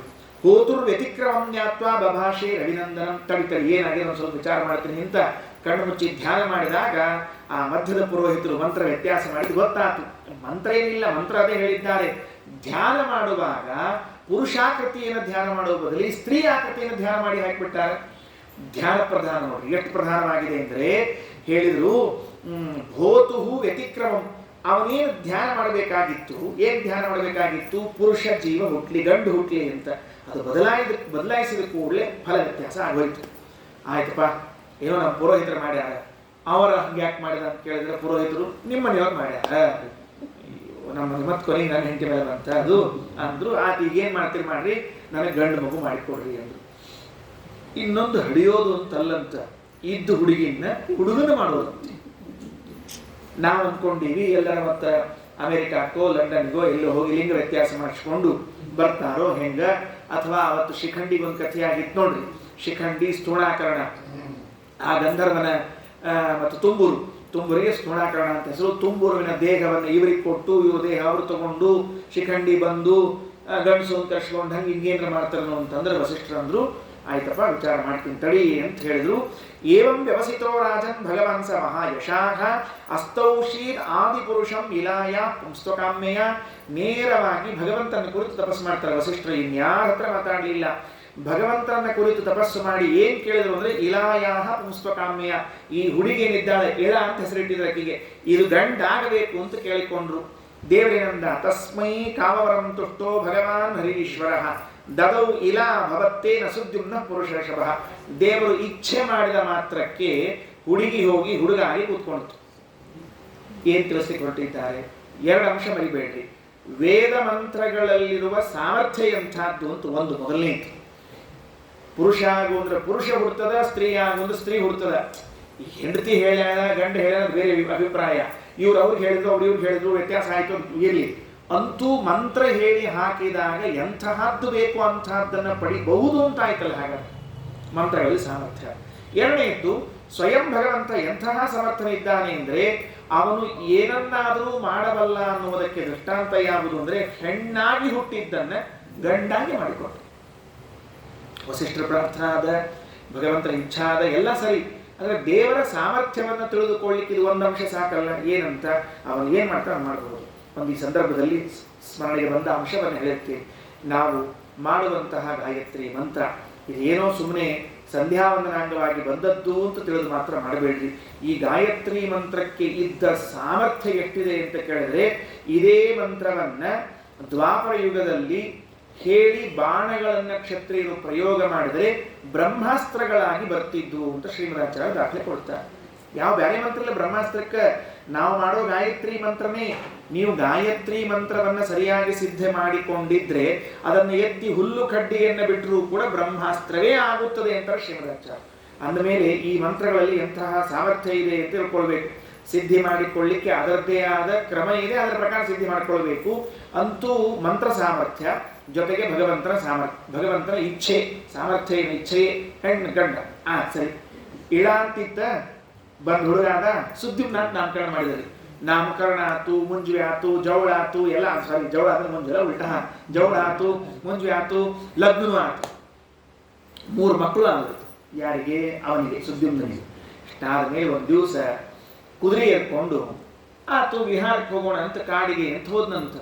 ಮೇರು ಪರ್ವತದ ಕೆಳಭಾಗದಲ್ಲಿರುವ ಒಂದು ವನ, ಸುಕುಮಾರ ವನ ಅಂತ ಹೆಸರು. ಸುಕುಮಾರ ವನಂ ಮೇರೋ ರಥಸ್ಥಾ ಪ್ರವೇಶ ಯತ್ರಾಸ್ತೆ ಭಗವಾನ್ ಶರವೋ ರವಮಾನ ಸಹೋಮಯ. ಆ ಸುಕುಮಾರ ವನದಲ್ಲಿ ಶಿವಪಾರ್ವತಿಯರು ಇರ್ತಾರಂತೆ. ಅಂಥ ವನಕ್ಕೆ ಬೇಟೆಯಾಡಬೇಕು ಅಂತ ಕುದುರೆ ಏರಿಕೊಂಡು ಹೋಗಿದ್ದಾನೆ. ಪ್ರವೇಶ ಮಾಡಿದ ಕೂಡಲೇ ಸುದ್ಯುಮ್ನ ಪರಿವೀರ, ಮತ್ತೆ ಹೆಣ್ಣಾಗಿ ಹೋದ ಸುದ್ಯುಮ್ನ. ಏನು ಆಶ್ಚರ್ಯ ಇದ್ರೆ, ಹೆಣ್ಣಾಗಿ ಹುಟ್ಟಿದ್ದ, ಗಂಡಾಗಿದ್ದ, ಕುದುರೆ ಮೇಲೆ ಏರ್ಕೊಂಡು ಆ ವನದ ಒಳಗೆ ಪ್ರವೇಶ ಮಾಡಿದ ಕೂಡಲೇ ಹೆಣ್ಣಾಗಿಬಿಟ್ಟನಂತ. ಅವ ಅಷ್ಟ ಹೆಣ್ಣಾಗಿಲ್ಲ, ಅವ ಏನಿದು ಕುದುರಿಸಕ್ಕೆ ಹೆಣ್ಣಾಗಿ ಹೋಗಿತ್ತಂತ. ಅದು ಗಂಡು ಕುದುರೆ ಏನ್ ಬಂದಿದ್ದ, ಅದು ಹೆಣ್ಣಾತು. ಜೊತೆ ಯಾರ್ಯಾರು ಬಂದಿದ್ದಲ್ಲ ಅವರೆಲ್ಲ ಹೆಣ್ಣಾಗಿ ಹೋಗ್ಬಿಟ್ರಂತ. ಪರೀಕ್ಷಿತ ರಾಜರಂದ್ರು, ಏನ್ರಿ ಹಿಂಗೆ ಇದ್ದಕ್ಕಿದ್ದಂಗೆ ಇದ್ದು ಬಿದ್ದವರೆಲ್ಲ ಹೆಣ್ಣಾಗಿ ಕೂತ್ಕೊಂಡ್ರೆ ಗಾಬರಿ ಆಗ್ತದೆ, ಯಾಕೆ ಹಿಂಗ? ಕಥಮೇವಂ ಗುಣೋ ದೇಶ ಕೇನವ ಭಗವನ್ ಕೃತಃ ಪ್ರಶ್ನಮೇತಂ ಸಮಾಚಕ್ಷ ಪರಂ ಕೌತೂಹಲನ್ನಃ. ನಮ್ಗಿದು ಬಹಳ ಕುತೂಹಲ ಅನಿಸ್ಲಿಕ್ಕತ್ತದ. ಆ ವನ ಯಾಕೆ ಹಂಗಾತು, ಏನಾಯ್ತು ಹೇಳ್ರಿ ಅಂತೆಲ್ಲ ಕೇಳಿ ಶುರು ಮಾಡಿದಂತ. ಹೇಳ್ತೀನಿ ತಡಿ ಅಂದ್ರು. ಏಕದಾ ಗಿರಿಶಂ ದ್ರಷ್ಟುಂ ಋಷಯಸ್ತತ್ರ ಸುವ್ರತಾಃ. ಒಮ್ಮೆ ಈ ರುದ್ರದೇವರು ನೋಡ್ಬೇಕು ಅಂತ ಎಲ್ಲ ಋಷಿಗಳು ಬಂದಿದ್ರಂತ. ಸೂಕ್ಷ್ಮಾಂಶವನ್ನ ಗಮನಿಸ್ರಿ. ಇದರಲ್ಲಿ ಯಾವುದನ್ನು ಅಶ್ಲೀಲ ಅಂತ ಮಾತ್ರ ಭಾವನೆ ಮಾಡಬೇಡ್ರಿ. ವೇದವ್ಯಾಸ ದೇವರು ಏನು ವಸ್ತುಸ್ಥಿತಿ ಅದ ಅದನ್ನು ನಿರೂಪಣೆ ಮಾಡ್ಲಿಕ್ಕತ್ತ. ಒಮ್ಮೆ ಅಲ್ಲಿ ವನ, ಸುಕುಮಾರ ವನ ಅಂತ, ಪಾರ್ವತಿ ಪರಮೇಶ್ವರ ಇಬ್ರು ಇದ್ದಾರೆ. ಋಷಿಗಳು ಶಿವನನ್ನ ಕಾಣಬೇಕು ಅಂತ ಬಂದಿದ್ದಾರಂತೆ. ಸಹಜ, ಎಲ್ಲ ಋಷಿಗಳಿಗೂ ಒಮ್ಮೆ ಬ್ರಹ್ಮದೇವರನ್ನ, ರುದ್ರದೇವರನ್ನ, ಪರಮಾತ್ಮನನ್ನ, ಒಮ್ಮೆ ಇಂದ್ರದೇವರನ್ನ ಕಾಣಬೇಕು ಅಂತ ಅಪೇಕ್ಷೆ ಇರ್ತಾ ಹೋಗ್ತಿರ್ತಾರೆ. ಹೋದಾಗ ತಾನ್ವಿಲೋಕ್ಯ ಅಂಬಿಕಾದೇವಿ ವಿವಸ್ತ್ರ ವಿಡಿತಾ ವಶಂ. ಅವರು ಬರೋ ಹೊತ್ತಿಗೆ ಏನಾಗಿತ್ತು ಅಂದ್ರೆ, ಶಿವಪಾರ್ವತಿಯರು ಏಕಾಂತದಲ್ಲಿ ಇದ್ದಾರೆ. ಏಕಾಂತದಲ್ಲಿ ಇದ್ದಾಗ ಪಾರ್ವತಿ ವಸ್ತ್ರರಹಿತಳಾಗಿದ್ದಾಳೆ. ಶಿವ ಅವಳನ್ನ ಆಲಿಂಗನ ಮಾಡಿಕೊಂಡಿದ್ದಾನೆ. ಇವಳು ಬಂದುಬಿಟ್ಟು, ಇವರು ಬಂದು ಋಷಯೋಪಿ ತಯೋರ್ವೀಕ್ಷ ಪ್ರಸಂಗಂ ರಮಮಾಣಯೋ. ಗೊತ್ತಿಲ್ಲ ಅವರಿಗೆ, ಸಹಜವಾಗಿ ಬಂದಿದ್ದಾರೆ. ಪಾರ್ವತೀ ದೇವಿ ಇವಳು ಬಂದದ್ದನ್ನು ನೋಡಿ ಪಾಪ ವಸ್ತ್ರಗಳನ್ನು ಎಳೆದುಕೊಂಡು ದೂರ ಆದ್ಲು ಗಂಡನಿಂದ. ಭರ್ತುರಂಕಾತ್ ಸಮುತ್ಥಾಯ ನೀವೀಮಾಶ್ವತ ಪರ್ಯಧಾಯತ. ವಸ್ತ್ರ ಸರಿಕೊಂಡು ಹೋದ್ರು ಋಷಿಗಳು. ಅಯ್ಯೋ ಎಂಥ ಕಾಲದಲ್ಲಿ ಬಂದ್ಬಿಟ್ವಿ, ತಪ್ಪಾಯ್ತಲ್ಲ, ಬರಬಾರ್ದಾಗಿತ್ತು ನಾವು ಅಂತ ಹೇಳಿ ಅಲ್ಲಿಂದ ಕೂಡ ಹೊರಟ್ಬಿಟ್ರಂತ. ಇದೇನು ಕಥೆ ಹೇಳ್ತಾ ಇದೆ ಇದು?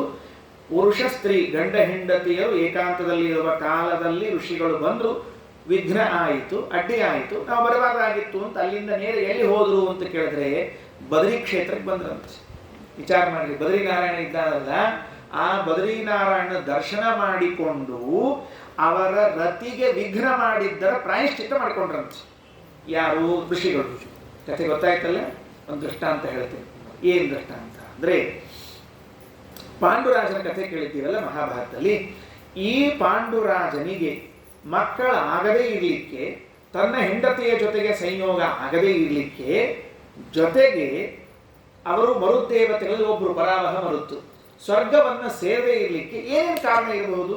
ಶ್ರೀರಾಚಾರ್ಯ ಅಂತಾರೆ, ಒಂದು ದಿವಸ ಇಂದ್ರದೇವರು ಶಚೀದೇವಿಯನ್ನು ಕುರಿತು ಇದೇ ಬುದ್ಧಿಯಿಂದ ಹೊರಟಿದ್ರಂತೆ. ನನ್ನ ಹೆಂಡತಿ ಜೊತೆಗೆ ಸೇರ್ತೀನಿ ಅಂತ ಅವಸರದಲ್ಲಿ ಹೊರಟಿರುವಾಗ ಪರಾವಹ ಮರುತ್ತು ಇದ್ದಕ್ಕಿದ್ದಂತೆ ಧರ್ಮ ಪ್ರತ್ಯಕ್ಷ ಆಗಿಬಿಟ್ರು. ಅಲ್ಲ ಅಲ್ಲ ಅಲ್ಲ ಅಂತ ಹೇಳಿ ಅವ್ರ ಜೊತೆ ಹರಟಿ ಹೊಡಿತಾ ಅವರಿಗೆ ಹೋಗೋದನ್ನ ತಡ ಮಾಡಿಬಿಟ್ರು. ಅವರಿಗೆ ಇಂದ್ರದೇವರಿಗೆ ಉತ್ಕಟವಾದ ಬಯಕೆ ಆಗಿದೆ, ಸ್ತ್ರೀ ಸಂಘ ಮಾಡಬೇಕು ಅಂತ ಹೊರಟಿದ್ದಾರೆ. ತಡೆದಕ್ಕಾಗಿ ಎಷ್ಟು ಸಿಟ್ಟು ಬಂತು ಇಂದ್ರದೇವರಿಗೆ ಅಂದ್ರೆ, ನೀನು ನನ್ನ ಕಾರ್ಯಕ್ಕೆ ವಿಘ್ನ ಮಾಡಿದ್ದರಿಂದ ಭೂಮಿಯಲ್ಲಿ ಹುಟ್ಟಿದಾಗ ನನಗೆ ಸ್ತ್ರೀ ಸಂಘ ಆಗುವುದು ಬೇಡ, ಮಕ್ಕಳಾಗುವುದು ಬೇಡ ಅಂತ ತಿಳ್ಕೊಂಡು ಶಾಪ ಹಾಕಿಬಿಟ್ರು. ಶ್ರೀಮದಾಚಾರ್ಯ ಮಹಾಭಾರತ ತಾತ್ಪರ್ಯದಲ್ಲಿ ಈ ದೃಷ್ಟಾಂತ ಕೊಟ್ಟಿದ್ದಾರೆ. ಶಚೀರಮಣ ವಿಘ್ನತ ಏಷವಿಚ್ಛನ್. ಶಚೀರಮಣ ಇಂದ್ರದೇವರು ರಮಣಕ್ಕೆ ಹೊರಟಿರುವಾಗ ವಿಘ್ನ ಮಾಡಿದ್ದರ ಪರಿಣಾಮವಾಗಿ ಅಪುತ್ರತಾಂಗತಃ, ಇಲ್ಲಿ ಮಕ್ಕಳಾಗದೇ ಹೋಯಿತು. ಹೆಣ್ಣನ ಜೊತೆ ಕೂಡಲೇ ಇಲ್ಲ, ಕಿಂದ ವರ್ಷಗಳ ಶಾಪ ಬೇರೆ ಬಂದ್ಬಿಡ್ತು. ಕುಂತಿನೂ ಸೇರಲಿಲ್ಲ, ಮಾತ್ರನೂ ಸೇರಲಿಲ್ಲ. ಮಾತ್ರೆ ಸೇರೋ ಕಾಲ ಸತ್ಯ ಹೋಗ್ಬಿಟ್ರು ಪಾಂಡುರಾಜ. ಇಲ್ಲಿ ನೋಡ್ರಿ ಅದೇ ಪ್ರಸಂಗ. ಪಾರ್ವತಿ ದೇವಿ ಪರಮೇಶ್ವರ ಇಬ್ರು ರತಿ ಪ್ರಸಂಗದಲ್ಲಿದ್ದಾಗ ಋಷಿಗಳು ಬಂದುಬಿಟ್ರು. ಗೊತ್ತಿರಲಿಲ್ಲ, ಅಲ್ಲಿ ಅವ್ರಿಗೇನೋ ಅವಸರ ಇತ್ತು, ಇಲ್ಲೇನೋ ಸಹಜವಾಗಿತ್ತು. ಅದಕ್ಕೆ ಇದನ್ನು ಪ್ರಾಯಶ್ಚಿತ್ತ ಮಾಡಿಕೊಳ್ಳೋಣ ಅಂತ ಹೇಳಿ ಎಲ್ಲಿ ಹೋದ್ರು ಅಂತ ಕೇಳಿದ್ರೆ ನೇರವಾಗಿ ಬದರಿ ಕ್ಷೇತ್ರಕ್ಕೆ ಬಂದ್ರಂತೆ. ನಿವೃತ್ತಾಹ ಪ್ರಯುಹು ತಸ್ಮಿನ್ ನರನಾರಾಯಣಾಶ್ರಮಂ. ನರನಾರಾಯಣಾಶ್ರಮಕ್ಕೆ ಬಂದಿದ್ದಾರಂತೆ. ಅಂದ್ರೆ ಈಗ ಬದರಿ ಕ್ಷೇತ್ರವನ್ನ ಎರಡು ದೃಷ್ಟಿಯಿಂದ ನೋಡೋದಾಯ್ತು. ಈಗ ಒಂದನೇದ್ದೇನು ಅಂದ್ರೆ ನಮ್ಮೆಲ್ಲ ಪಾಪಗಳ ಪ್ರಾಯಶ್ಚಿತ್ತ ಕ್ಷೇತ್ರ. ಇದೊಂದು ಹೇಳಿದ್ರಲ್ಲ ಮತ್ತೆ ಅಲ್ರಿ ಆಚಾರ, ಇದು ಒಂದಕ್ಕೆ ಹೇಳಿರಬಹುದು, ಉಳಿದಕ್ಕೆ ಹೇಳಿಲ್ಲ ಅಂತಂದ್ರೆ ಅದಕ್ಕೆ ಸಂಸ್ಕೃತದಾಗ ಒಂದು ಗಾದಿ ಮಾತಂದ್ರೆ ಏನ್ ಹೇಳ್ರಿ, ಸ್ಥಾಲಿ ಪುಲಾಕ ನ್ಯಾಯ ಅಂತ ಕರೀತಾರೆ. ಸ್ಥಾಲಿ ಪುಲಾಕ ನ್ಯಾಯ ಅಂದ್ರೆ ಏನು, ಅನ್ನಕ್ಕೆ ಇಟ್ಟಿರ್ತಾರಲ್ಲ ಹೆಣ್ಮಕ್ಳು, ಒಂದಗಳು ಹೆಚ್ಚಿಗೆ ನೋಡ್ತಾರೆ, ಅನ್ನ ಆಗ್ಯದೋ ಇಲ್ಲೋ ಅಂತ. ಇಷ್ಟು ಶಾಣೆ ಆಗಿಲ್ಲ ಇನ್ನು ಏನಂತ, ಎಲ್ಲ ಆಗಲು ಹಿಚ್ಚಿಕಿ ನೋಡುವ ಶಾಣೆ ಆಗಿಲ್ಲ ಇನ್ನು ಕಾಲದ ಅದಕ್ಕೆ ಒಂದಗಳು ಹಿಚ್ಚಿಕಿ ನೋಡಿದ್ರು ಅಂದ್ರೆ ಉಳಿದದೆಲ್ಲ ಅನ್ನ ಆಗ್ಯದೋ ಬಿಟ್ಟದು ಗೊತ್ತಾಗ್ತದೆ. ಹಂಗ ಒಂದು ಪಾಪಕ್ಕೆ ಪ್ರಾಯಶ್ಚಿತ್ತ ಹೇಳಿದ್ರು ಅಂದ್ರೆ ಉಳಿದೆಲ್ಲ ಪಾಪಗಳ ಪ್ರಾಯಶ್ಚಿತ್ತವನ್ನು ತಿಳ್ಕೊಳ್ಬೇಕು ಅಂತ ಅರ್ಥ ಅದಕ್ಕೆ. ಹಾಗಾದ್ರೆ ನಾವು ಬದರಿ ಕ್ಷೇತ್ರಕ್ಕೆ ಯಾತ್ರೆಗೆ ಹೋದಾಗ ಏನೇನು ಇಂತಿಂತ ಪಾಪಗಳಾಗಿರ್ತವೋ ಗೊತ್ತಿಲ್ಲ. ಏನೋ ನಾವು ಸಹಜವಾಗಿ ಯಾರೋ ಮುಂದೆ ಒಂದು ಮಾತಂದಿರ್ತೀವಿ, ಆ ಮಾತು ಅವರಿಗೆ ಹೋಗಿ ಮನಸ್ಸಿಗೆ ತಾಕಿ ಗಂಡ ಹೆಂಡತಿ ಮಧ್ಯದಲ್ಲಿ ವಿರಸ ಆಗಿ ಏನೋ ಬೈದು ಏನೋ ಜಗಳ ಆಗಿ ನಾವೇನು ಬುದ್ಧಿಪೂರ್ವಕ ಮಾಡಿರೋದಿಲ್ಲ, ಏನೋ ಸಹಜ ಅಂದಿರ್ತೀವಿ, ಹಂಗಾಗಿರಬಹುದು. ಇನ್ಯಾರಿಗೋ ಬೇಕು ಅಂತ ಬೈದಿರಬಹುದು, ನಮ್ಮ ತೃಪ್ತಿ ಆಗಲಿ ಬೈದಿರಬಹುದು. ಈ ಎಲ್ಲ ಪಾಪಗಳಿಗೂ ಪ್ರಾಯಶ್ಚಿತ್ತ ಅನ್ನೋದು ಬದರಿ ಕ್ಷೇತ್ರ ವಾಸ, ಬದರಿ ಕ್ಷೇತ್ರ ದರ್ಶನ, ಅಲಕನಂದ ಸ್ನಾನ ಒಂದು. ಎರಡನೇದು, ಬದರಿ ಕ್ಷೇತ್ರಕ್ಕೆ ಯಾಕೆ ಹೋಗ್ಬೇಕು ಅಂತಂದ್ರೆ ಪಂಚಮ ಸ್ಕಂದದಲ್ಲಿ ಹೇಳುವಾಗ ನಾರದರು ಭರತ ವರ್ಷ, ಇದಕ್ಕೆ ಭರತ ವರ್ಷ ಅಂತ ಹೆಸರು. ಈ ಭರತ ವರ್ಷದಲ್ಲಿ ವಾಸ ಮಾಡುವ ಎಲ್ಲರಿಗೂ ಕೂಡ ಕುಲದೇವರು ಯಾರು ಅಂತ ಕೇಳಿದ್ರೆ ಬದರಿ ನಾರಾಯಣನೇ ಕುಲದೇವರು ಅಂತ ಬರೆದಿದ್ದಾರೆ. ನಿಮ್ಮನಿ ಕುಲದೇವರಿರ್ಲಿ, ಮತ್ತೆ ಅದ ಸಂಬಂಧಿ ಮತ್ತೆ ಅದನ್ನ ಪಾಡಿಗೆದಿರ್ಲಿ, ವೆಂಕಟೇಶನೋ ಪಾಂಡುರಂಗನೋ ನರಸಿಂಹನೋ ರಾಮನೋ ಅದೇನದ ಅದನ್ನ ನೀವು ಮಾಡೇ ಮಾಡ್ರಿ. ಒಟ್ಟಾರೆ ಭಾರತದಲ್ಲಿ ವಾಸ ಮಾಡುವ ಎಲ್ಲ ಜನರಿಗೂ ಕೂಡ ಕುಲದೇವರು ಬದರಿ ನಾರಾಯಣ. ಹಿಂಗಾಗಿ ನಾವು ಬದರಿಗೆ ಹೋಗ್ಬೋದು ಅಂದ್ರೆ ಕುಲದೇವರಿಗೆ ಹೋಗೋದು ಅಂತ ಅರ್ಥ ಅದಕ್ಕೆ, ಬೇರೆ ಏನಿಲ್ಲ. ಕುಲದೇವರ ಕ್ಷೇತ್ರಕ್ಕೆ ಹೋಗೋದು ಈ ತರಹದ ಪಾಪ ಪರಿಹಾರಕ್ಕಾಗಿ ನಾವು ಹೋಗೋದು ಅಂತ ಅರ್ಥ. ಅಲ್ಲಿ ಹೋಗ್ಬಿಟ್ರು. ಹೋದ ಮೇಲೆ ಹೆಂಡತಿ ಪಾರ್ವತಿ ದೇವಿ ಗಂಡಗಂದು ಏನ್ರಿ ಎಲ್ಲರ ನಿಮ್ ಭಕ್ತರು ಕಂಡಲ್ಲಿ ನುಗ್ಗಿ ಬಿಡ್ತಾರೆ, ನಮಗೆಷ್ಟು ಸಂಕೋಚ ಆಗ್ತದ ಎಲ್ಲರ ಹೆಣ್ಮಕ್ಳ ಸಮಸ್ಯೆ ಯಾರು ಅರ್ಥ ಮಾಡ್ಕೊಳ್ಬೇಕು ಅಂತ ಅಂದು ಕೂಡ್ಲೆ ಬಹಳ ಬೇಜಾರಾಯ್ತಂತ ರುದ್ರದೇವರಿಗೆ. ಅವ್ರೇನ್ ಮಾಡಿದ್ರು, ಸ್ಥಾನಂ ಯ ಪ್ರವಿಶೇತ್ ಸವೈ ಯೋಷಿತ್ ಭವೇದಿತಿ ಶಾಪ ಕೊಟ್ಬಿಟ್ರು. ಇನ್ನು ಮುಂದೆ ಈ ಸುಕುಮಾರ ವನದಲ್ಲಿ ಯಾರೇ ಪುರುಷರು ಪ್ರವೇಶ ಮಾಡಿದ್ರು ಹೆಣ್ಣಾಗಿ ಬಿಡ್ಲಿ ಶಾಪ ಹಾಕ್ಬಿಟ್ರು. ಹೆಂಡತಿ ಮೇಲಿನ ಪ್ರೀತಿಗೆ ಉಳಿದವರನ್ನೆಲ್ಲ ಹೆಣ್ಣು ಮಾಡಿ ಕೂಡಿಸಿದ್ರೆ ಬೇಕಲ್ರಿ ಸರ, ಒಂದು ವ್ಯವಸ್ಥಾಪಕಲ್ಲ ಎಲ್ಲ ಹೆಣ್ಣಾಗಿ ಹೋಗಿ ಅಂತ ಹೇಳ್ಬಿಟ್ರಿ. ಹಿಂಗಾಗಿ ಬಂದವರೆಲ್ಲ ಹೆಣ್ಮಕ್ಳು ರುದ್ರದೇವರೊಬ್ಬರೇ ಗಂಡಸ್ರಿ. ಗಂಡು ಪ್ರಾಣಿಸ್ಲಿಕ್ಕೆ ಬರೋಂಗಿಲ್ಲಲ್ರಿ. ಗಂಡಮ್ಮಿ ಹೋದ್ರೆ ಗಂಡಮ್ಮಿ ಅಂದ್ರೆ ಕ್ವಾಣ ಅಂತ ಹೋದ್ರೆ ಹೆಣ್ಣೆಮ್ಮಿ ಆಗ್ತಿದ್ರಿ ಹೆಟ್ಟ. ಎಂಥ ತಾಕತ್ತದು ರುದ್ರದೇವರ ಮಾತಿಗೆ, ಎಂಥ ಸಾಮರ್ಥ್ಯ. ಪಾಪಿ ಮಾಡಿಬಿಟ್ಟರೆ ಆಗ ಕುತ್ಕೊಂಡ್ಬಿಟ್ಟ. ಹೆಣ್ಣಾಗಿ ಕುತ್ಕೊಂಡ್ರೆ ಅವನಿಗೆ ಊರಿಗೆ ಹೋಗ್ಲಿಕ್ಕೆ ಮನಸ್ಸಿಲ್ಲ. ಹೆಂಗೆ, ಯಾಕಂದ್ರೆ ಊರಿಗೆ ಹೋದ್ರೆ ಯಾರಂತ ತಿಳ್ಕೋಬೇಕು, ಉಳಿದವ್ರು ಬಿಟ್ರೆ ಹೆಂಡತಿ ಏನ್ ಮಾಡ್ಬೇಕು ಇವ್ ನೋಡಿ ಯಾರವ ಅಂತ ಕೇಳ್ಬೇಕು ಅಷ್ಟ. ಈಗ ಅದಕ್ಕೆ ಮಾಸ ಮತ್ತೆ ಇದು ಬಂದ ಬಾ ಕಟ್ಟದ ಯಾರಂತ ತಿಳ್ಕೋಬೇಕು. ವನಾದ್ವನಂ ತಥವೂರ್ಧ್ವಂ ವನಂತದ್ವೈ ಪುರುಷ ವಿಸರ್ಜನ್ ಸಾಚರ ಅನುಸರ ಸಂಯುಕ್ತ ವಿಚಚಾರ ವನಾದ್ವನಂ. ಒಂದು ವನದಿಂದ ಇನ್ನೊಂದು ವನ, ಇನ್ನೊಂದು ವನದಿಂದ ಇನ್ನೊಂದು ವನ ಅಡ್ಡಾಡ್ಕೋತ ಕೂತ ಊರಿಗೆ ಹೋಗ್ಲೇ ಇಲ್ಲ. ಇಷ್ಟಕ್ಕ ಅವನ ದೈವ ಮುಗಿಲಿಲ್ರಿ. ಅವನ ದೈವ ಹೆಂಗಿತ್ತು ಅಂದ್ರೆ ಅಥತಾಂ ಆಶ್ರಮಾಭ್ಯಾಸೆ ಚರಂತೀಂ ಪ್ರಮದೋತ್ತಮಂ ಸ್ತ್ರೀಭಿ ಪರಿವೃತಾಂ ವೀಕ್ಷ ಚಕಮೇ ಭಗವಾನ್ ಬುಧ. ಅವಳನ್ನು ನೋಡಿ ಚಂದ್ರನ ಮಗನಾಗಿರುವಂಥ ಬುಧ ಎಷ್ಟು ಚಂದ ಇದ್ದಾಳಲ್ಲ ಈಕೆ ಲಗ್ನ ಮಾಡ್ಕೊಂಡ್ರೆ ಎಷ್ಟು ಚಂದ ಆಗ್ತದ ಅಂತ ಬಂದು ಕೇಳಿದ್ನಂತ. ನಾನು ಲಗ್ನ ಮಾಡ್ಕೋತೀನಿ ಅಂತ. ಅವಂಗ ನೋಡ್ರಿ, ಅವ್ ಗಂಡಿದ್ದವ ಹೆಣ್ಣಿನ ದೇಹದಲ್ಲಿ ಬಂದದ್ದಕ್ಕ ಬುಧನ್ ನೋಡಿ ಅಟ್ರಾಕ್ಟ್ ಆಗಿ ಹೂ ಅಂತ ಲಗ್ನ ಮಾಡ್ಕೊಂಡ್ಬಿಡ್ಬೇಕ. ಇಲ್ಲರ ಏನೇನ್ ಕರ್ಮಲ್ರಿ ಇಲ್ಲರ ಬುಧ ಯಾರ ಮಗ ಆದ? ಚಂದ್ರನ ಮಗ. ಬುಧ ಯಾರ ಮಗ? ಚಂದ್ರನ ಮಗ. ಚಂದ್ರ ಯಾರ ಮಗ? ನಮ್ಗೇನು ಗೊತ್ತಿಲ್ಲ ನಾಮಕರಣ ಕರೆದಿಲ್ಲ. ನಮ್ಗೇನು ಗೊತ್ತಾಗಬೇಕು ಯಾರ ಮಗ ಯಾರಪ್ಪ ಅಂತ ತಿಳ್ಕೊಂಡು, ಅಥವಾ ಆಧಾರ್ ಕಾರ್ಡ್ ನೋಡಿಲ್ಲ ನಾವು ಹೆಂಗೆ ಗೊತ್ತಾಗಬೇಕು ಅಂದರೆ ಅತ್ರಿ ಋಷಿಗಳ ಮಗ. ಅತ್ರಿ ಋಷಿಗಳು ಯಾರ ಮಗ? ಬ್ರಹ್ಮದೇವರ ಮಗ. ಬ್ರಹ್ಮದೇವರು ಯಾರ ಮಗ? ಪರಮಾತ್ಮನ ಮಗ. ಮತ್ತೆ ಯಥಾ ಪ್ರಕಾರ ಚಂದ್ರವಂಶ ಸೂರ್ಯವಂಶ ಶುರುವಾಯ್ತು ನೋಡಿ, ಬರೋಬ್ಬರ್ಲಿ ಶುರುವಾಯ್ತು. ಈಗ ಭಗವಂತನಿಂದ ಬ್ರಹ್ಮದೇವರು, ಬ್ರಹ್ಮದೇವರಿಂದ ಮರೀಚಿ ಋಷಿಗಳು, ಬ್ರಹ್ಮದೇವರಿಂದ ಅತ್ರಿ ಋಷಿಗಳು. ಮರೀಚಿಯ ಮಕ್ಕಳಾಗಿ ಕಶ್ಯಪರು, ಅತ್ರಿಗಳ ಮಕ್ಕಳಾಗಿ ಚಂದ್ರ, ಕಶ್ಯಪರ ಮಗನಾಗಿ ಸೂರ್ಯ, ಸೂರ್ಯನ ಮಗನಾಗಿ ವೈವಸ್ವತ ಮುನಿ, ಇದು ಸೂರ್ಯವಂಶ. ಆದರೆ ಅತ್ರಿ ಋಷಿಗಳ ಮಗನಾಗಿ ಚಂದ್ರ, ಚಂದ್ರನ ಮಗನಾಗಿ ಬುಧ, ಬುಧನಿಂದ ಇಲ್ಲಿ ಹುಟ್ಟಿದ ವೈವಸ್ವತ ಮನುವಿನ ಮಗನೇ ಮಗಳಾಗಿ ಬಂದು ಲಗ್ನ ಮಾಡಿಕೊಂಡಾಗ ಪುರೂರವ ಅಂತ ಮಗ ಹುಡ್ತಾ ಇದ್ದಾನೆ. ಈ ಪುರೂರವ ಚಂದ್ರವಂಶದ ಮೂಲ ಪುರುಷ. ಇನ್ನು ಪುರೂರವನಿಂದ ಆಯನ ಮಗ ನಹುಷ, ನಹುಷ ಮಗ ಯಯಾತಿಯ ಮಗ ಯದುವಿನ ವಂಶದಲ್ಲಿ ಶ್ರೀಕೃಷ್ಣ ಪರಮಾತ್ಮ ಅವತಾರ ಮಾಡಿದ್ದು. ಪುರುವಿನ ವಂಶದಲ್ಲಿ ಪಾಂಡವರು ಹುಟ್ಟಿ ಬಂದದ್ದು. ಹಂಗಾರೆ ಸೂರ್ಯವಂಶಕ್ಕೂ ಚಂದ್ರವಂಶಕ್ಕೂ ಕೂಡಿಸಿದ ಕೊಂಡಿ ಯಾವುದು ಅಂದ್ರೆ ಸುದ್ಯುಮ್ನ ಇಳ ಅಂತ ಭಾಗವತ ನಮಗೆ ತಿಳಿಸಿಕೊಡ್ತಾ ಇದೆ. ಸುದ್ಯುಮ್ನಾದಾಗ ಸೂರ್ಯವಂಶವನ್ನು, ಇಳ ಆದಾಗ ಚಂದ್ರವಂಶವನ್ನು ಬೆಳೆಸಿದ ಶ್ರೇಯಸ್ಸು ಒಬ್ಬರೇ ಬರ್ತಕ್ಕಂಥದ್ದು. ಲಗ್ನ ಆದ್ಮೇಲೆ ಪುರೂರವ ಅಂತ ಮಗನೂ ಹುಟ್ಟಿದ. ಏನ್ರಿ ಅಲ್ಲಿ 3 ಮಂದಿ ಮಕ್ಕಳು ಆಗ್ಯಾವ ಈಗಾಗಲೇ, ಗಂಡ ಮಕ್ಕಳು. ಇವ ಗಂಡಿದ್ದಾಗ ಆದ ಗಂಡ 3 ಮಕ್ಕಳು, ಹೆಣ್ಣಾದಾಗ 1 ಮಕ್ಕಳು. ಮತ್ತೆ ಅಪ್ಪ ವಿಚಾರ ಮಾಡಿದ್ರಿ, ನಮ್ಮ ಹುಡುಗಗಿ ಎಲ್ಲಿ ಹೋಗಿದ್ದು, ಹುಡುಗಗಿ ಕಾಣಿಸ್ತಾ ಇಲ್ಲ ಅಂತ. ಕೊನೆಗೆ ಮತ್ತೆ ಗೊತ್ತಾಯ್ತು. ಮತ್ತೆ ವಸಿಷ್ಠರು ಬಂದ್ರು. ಸಸ್ಮಾರ ಸ್ವಕುಲಾಚಾರ್ಯ ವಸಿಷ್ಠ ಮಿತಿ ಶುಶ್ರಮಃ, ವಸಿಷ್ಠನ ಸ್ಮರಣೆ ಮಾಡ್ತಾ ಇದ್ದಾರೆ. ಏನಪ್ಪ ಏನು ಸಮಾಚಾರ ಅಂದರು. ಸಮಾಚಾರ ಏನ್ರಿ, ಎಲ್ಲರ ಹಿಂಗಾಗ್ಬಿಟ್ಟಿನಿ, ವ್ಯವಸ್ಥೆ ಮಾಡ್ರಿ ಅಂತ. ತಡಿಪ ಅಂತ ಹೇಳಿ ಮತ್ತ ಪೂಸ್ತ ಉಪಧಾವತ ಶಂಕರ ರುದ್ರದೇವರ ಕಡೆಗೆ ಹೋಗಿ ಮತ್ತೆ ಪ್ರಾರ್ಥನಾರಿ. ರುದ್ರದೇವರಂದ್ರು, ಏನ್ರಿ ವಸಿಷ್ಠರಂದ್ರು, ನಮ್ಮ ಮರಿ ಮಗ ಹುಡುಗಿ ಆಗ್ಬಿಟ್ರದ, ನಾ ಏನ್ ಮಾಡ್ಲಿ ಅಂದ್ರು. ಅದು ನಿಮ್ಮದೇ ತಪಸ್ಸಿನ ಪ್ರಭಾವ, ನಿಮ್ಮ ಶಾಪದ ಪ್ರಭಾವ. ಹುಡುಗನ್ ಮಾಡ್ರಿ ಮತ್ತ. ಅವ್ರಂದ್ರು, ನಾ ಮಾಡಬಹುದಿಲ್ಲ ಅಂದ್ರಿಲ್ಲ, ಒಳಗೊಬ್ಬಕಿ ಕೂತಾಳಲ್ಲ, ಆಕಿನೊಂದು ಮಾತು ಕೇಳ್ತೀನಿ ಅಷ್ಟ. ಪಾರ್ವತಿ ಸಲುವಾಗಿ ಶಾಪ ಕೊಟ್ಟಿನ, ಆಕಿ ಹೂ ಅಂದ್ರ ಗೊತ್ತಾಗ್ತಿಲ್ಲ ಏನಂತ ಹೇಳಿದ್ದು. ಹಂಗ